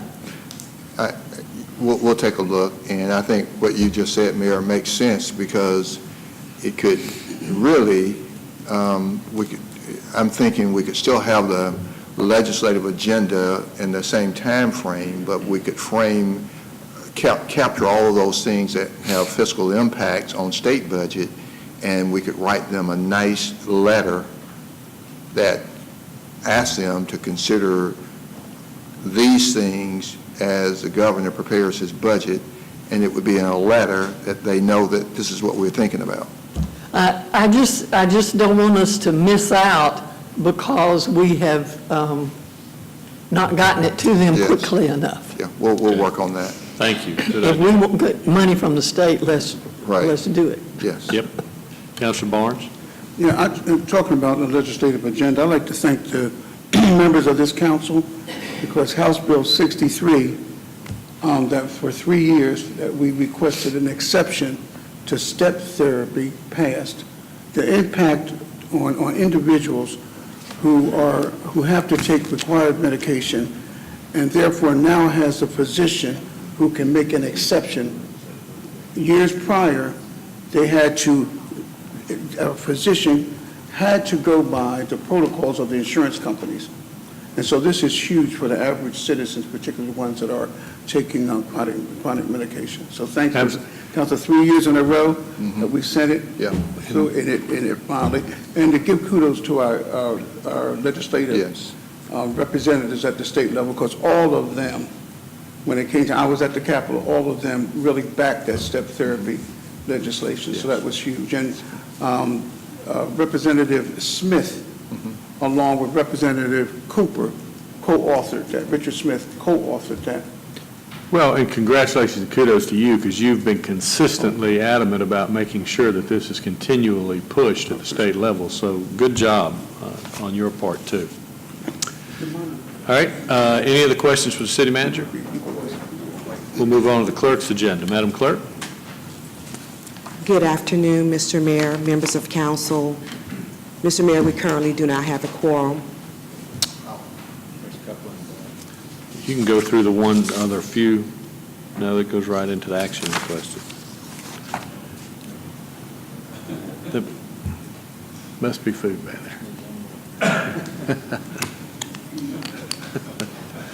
All right, we're waiting for one more. There we go. We got a quorum now. You may continue. Thank you. For the clerk's agenda, items 1, 2, and 3 are resolutions excusing Councilor Barnes, Thomas, and Woodson from the March 26th council meeting. Motion second to approve resolutions on items 1, 2, and 3. Any discussion? All those in favor say aye. Aye. Any opposed? All right, that passes. Motion second, the minutes be received. Any discussion on the minutes? All those in favor, please say aye. Any opposed? Those are approved. Next, Mr. Mayor, we have board appointments. These are council appointments to be confirmed. And after I conclude the list, if there are no additional nominations, the council may make one motion to approve all of the nominees. For the Animal Control Advisory Board, Sabine Stoll. Board of Historic and Architectural Review, Robert Anderson. Commission on International Relations and Cultural Liaison Encounters, Harry Underwood. Crime Prevention Board, Timothy Keith Weeks. Deferred Compensation Board, Tyler Townsend. Employees Benefit Committee, Captain William Ron, Linda Lonsford, and Laura Johnson. Mr. Mayor, if there are no further nominations. Motion to confirm and a second for all of those just mentioned by the clerk. Any discussion on any of those that have been recommended? It was premature. But we'll give you credit. So all those in favor except of confirming those individuals, please say aye. Any opposed? They are all confirmed. Next, we have one council appointment that's ready for vote tabulation. That's the Golf Authority. Councilor Allen is nominating James B. Houston, Jr. for the seat of Sam Warren, and Councilor Krabs is nominating Lloyd French. Is the council prepared to take a vote? Councilor Allen? Houston. Councilor Barnes? Councilor Crabb? Councilor Davis? Councilor Garrett? Councilor House? Councilor Huff? Councilor Thomas? All right. And the Mayor Pro Tem. I have Mr. Houston with 6 votes, Mr. French with 2, so. That is correct. We may take a vote to confirm Mr. Houston. Confirmation. Motion second to confirm Mr. Houston. Any discussion? All those in favor say aye. Any opposed? He's confirmed. We have council district seat appointment that is, may be confirmed if there are any nominations. We have the Public Safety Advisory Committee. This is Council District 3 representative. Thank you, Councilor Huff.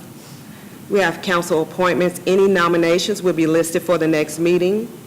The Crime Prevention Board, Councilor Davis is nominating Lane Jemison for Gregory Wagner's position. Reverend Marcus Gibson is being nominated by Councilor Barnes for Winston Bailey's seat. For the Deferred Compensation Board, this is the city manager's appointment. For the Golf Authority, Councilor Huff is nominating Stephanie Callahan for Mr. Dayton Preston's position. And I did just want to announce some upcoming board appointments that will be listed. Oh, hang on just a second. We've got comments. Councilor Allen. Let me say, you may recall that I nominated Jimmy Montfort for the Golf Authority for Dayton Preston's slot. Since that time, we learned that there were no women serving on the Golf Authority. And so when I talked to Jimmy, he said he would remove his name and wait for another spot. He loves Columbus. He's a local resident, local hometown boy, loves golf, loves Columbus, and is willing to serve and help out. But when I talked to him about that, he said, well, please remove my name. He knows Stephanie. They're in the Optimist Club, I believe, together. So they've worked together in the past, and he's very fond of her work and volunteering with training young folks to learn how to play golf. So just wanted to make everybody aware of that. So he's withdrawn her name so that Stephanie can move forward in the process. Thank you, Councilor Allen. Very good. And, you know, it is important we talk about making sure we look at the individuals that comprise these boards and authorities to make sure they reflect the population. So thanks to Councilor Allen and thanks to Mr. Montfort as well. And Mr. Mayor, I did just want to announce the upcoming board appointments that will be listed for the next meeting. We will have Board of Family and Children's Services, Columbus Aquatics Commission, Keep Columbus Beautiful Commission, Pension Fund Employees Board of Trustees, Retiree Health Benefits Committee. And we have provided information to the members of council on each. And those are all council appointments, right? I believe so, Mr. Mayor. We'll Okay. check, because All right, we will check and determine. good deal. Thank you. That's all I have, Mr. Mayor. Thank you. Anything else? Yes, we've got Mr. Davis, who has patiently waited for his extra 3 minutes. Mr. Davis, please come back to the podium and allow us to continue with your... Hope you give me the extra 5 minutes. Since I had to wait so long. I really do thank each and every one of you for allowing us to come before you just to talk about the things that the American Legion does for the community. As I stated earlier, we are the largest veterans organization in the country, and we have scholarships out there. For instance, we have one out that was for veterans, children who get killed in combat.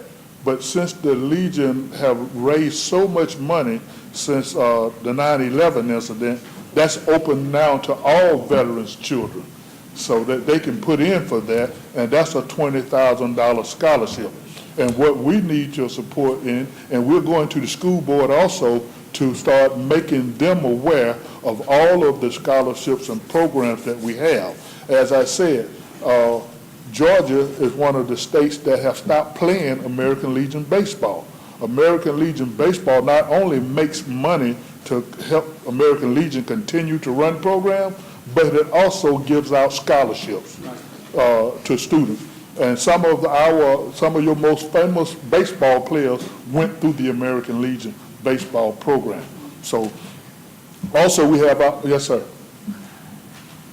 You won. Okay, great. Outstanding. And so you are aware with our different programs that we offer. We also have the oratorical program, which oratorical, and all of these programs that I'm talking about, children do not have to be children of veterans. They're open to all students, whether their parents were veterans or not. They're open to everyone. And our oratorical program is a speech program where they stand and they give a speech on something that deals with the Constitution. Right. And the winner receives a scholarship. The young lady I had, to give you an example, in Phoenix City that won the Alabama oratorical, you may have read about it in the newspaper. One of the people from the Columbus Ledger wrote, she's done more in 30 days than most people have done in a lifetime, based on the scholarship she's won. Her first scholarship was to the Naval Academy. And I'm a retired Navy, so, you know, I'm proud. I just know she's going to the Naval Academy. But then Yale offered her a scholarship, so she ended up going to Yale. And she wants to be a doctor. So that works out fine because she's still taking Navy ROTC at Yale. And this summer she'll be in France studying with France on a scholarship. So that's just some of the programs that we offer. But I would definitely like and appreciate if you would put us in consideration to take care of 3 American Legion posts, boys state program and girls state program, by putting us in the budget for $7,000. That money will only be used for those 2 programs, boys state and girls state. And that's $250 per child and transportation to the college and back. And that program is a 1-week program. So they'll leave on a Sunday to get there, and then they'll come back the following Saturday. And then we'll know who won, whether they got scholarships or not. I think that's malfunctioning, Mayor. That's malfunctioning. But thank you for your time. There's a lot more that I would like to tell you, but I don't have the time. Well, Chief David, Councilor Barnes is next, but I just want to say, despite my malfunctioning sirens, I just want to thank you for what you do for the veterans in this area. I know you're talking about the boys state and girls state, but I got to tell you, I'm just so impressed with your hard work through through the VFW posts, and what you do for the veterans in our bi-city area is amazing, and we're grateful. Councilor Barnes. 2 statements. The mayor pretty much took what I was going to say. But Chief, I just wanted to applaud you and all, and at American Legion Post 267, also Councilor House and all that he does through the American Legion as well. It's just phenomenal, and I just want you to, because I know there are a number of other things that you can speak on, and I just want you to just consider coming back. And I'm going to go out on a limb, but I think I'm on a safe limb right now. You know what our pet peeve has been about the banquet? Yes, sir. And about other things dealing with the American Legion. Well, I'm going out on a limb, but I think I'm on a safe one. I can pretty much guarantee that this mayor, if he says he's going to be at the banquet. He signed the contract. He'll be there. You go. I'll be there. That he is going to be there, and I think I'm on a safe bridge by saying that his dad, who served in Vietnam, will also attend as well. So you will have a mayor that will show up at the next banquet. And I have already asked Mr. Roscoe to ensure that Mayor gets an application for to be Sons of the American Legion. So we'll have more than one member on the board. So, I will pay for your first year. So No, I'll pay for it. But because we want you to be there and see things that are going on with us. Thank you. And one other thing, if I can, right quick, I just wanted to say to the council that you already know, I'm sure, but you should be proud because you have a Veterans Court here in Columbus, and we have one in Phoenix City. We are two cities across state lines from each other that's in the United States that have Veterans Court. And we are able to transfer veterans. So if a veteran from Georgia gets in trouble in Phoenix City, we're able to transfer him from the Columbus Court to the Russell County Court and be able to help those who cannot travel or have the funds to travel back and forth. So that's something I think you should be proud of, that we have that. Yes. Thank you, sir. Councilor Huff. Yes, sir. Don't forget, get with our clerk and deputy clerk and the information so that you can give them all the information to email all of us. Yes, sir. And possibly some of us may be able to donate. Yes, sir. You said it was, what, $250 a kid? Yes, sir. Okay. Okay, and I'll get with you in the next few days. Thank you, sir. Thank you. Councilor House. Thank you, Mayor. I just wanted to add my continued thanks for all that you continue to do. I look forward to having a chance to work with you some more. Thank you, sir. Thank you, sir. Thank you, Chief. We appreciate you Thank you, sticking around. Council. Yes, sir. And I Boyd guess I'll see you. State is all about teaching and developing people how to take your spot when you leave. Sorry. Thank you. Nope. Thank you. Thank you very much. Anything else needs to come before the council? Yes, Mr. Mayor. Just Okay. one quick thing. I'm sorry about that. Sure.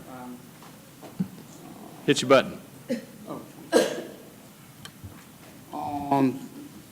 The government is inviting the public to, for meetings, reference the, as soon as I can say, the horse and buggy ordinance that will be coming to council. There are two meeting dates, April the 15th, 5:30 to 7 at the Columbus Main Library, and Tuesday, April the 16th, 5:30 to 7 at the CCG Annex ground floor. Great. Thank you. Anything else? We had a motion to adjourn. Hit a slow second, but motion second to adjourn. All in favor, please say aye. Aye. Any opposed? We're adjourned.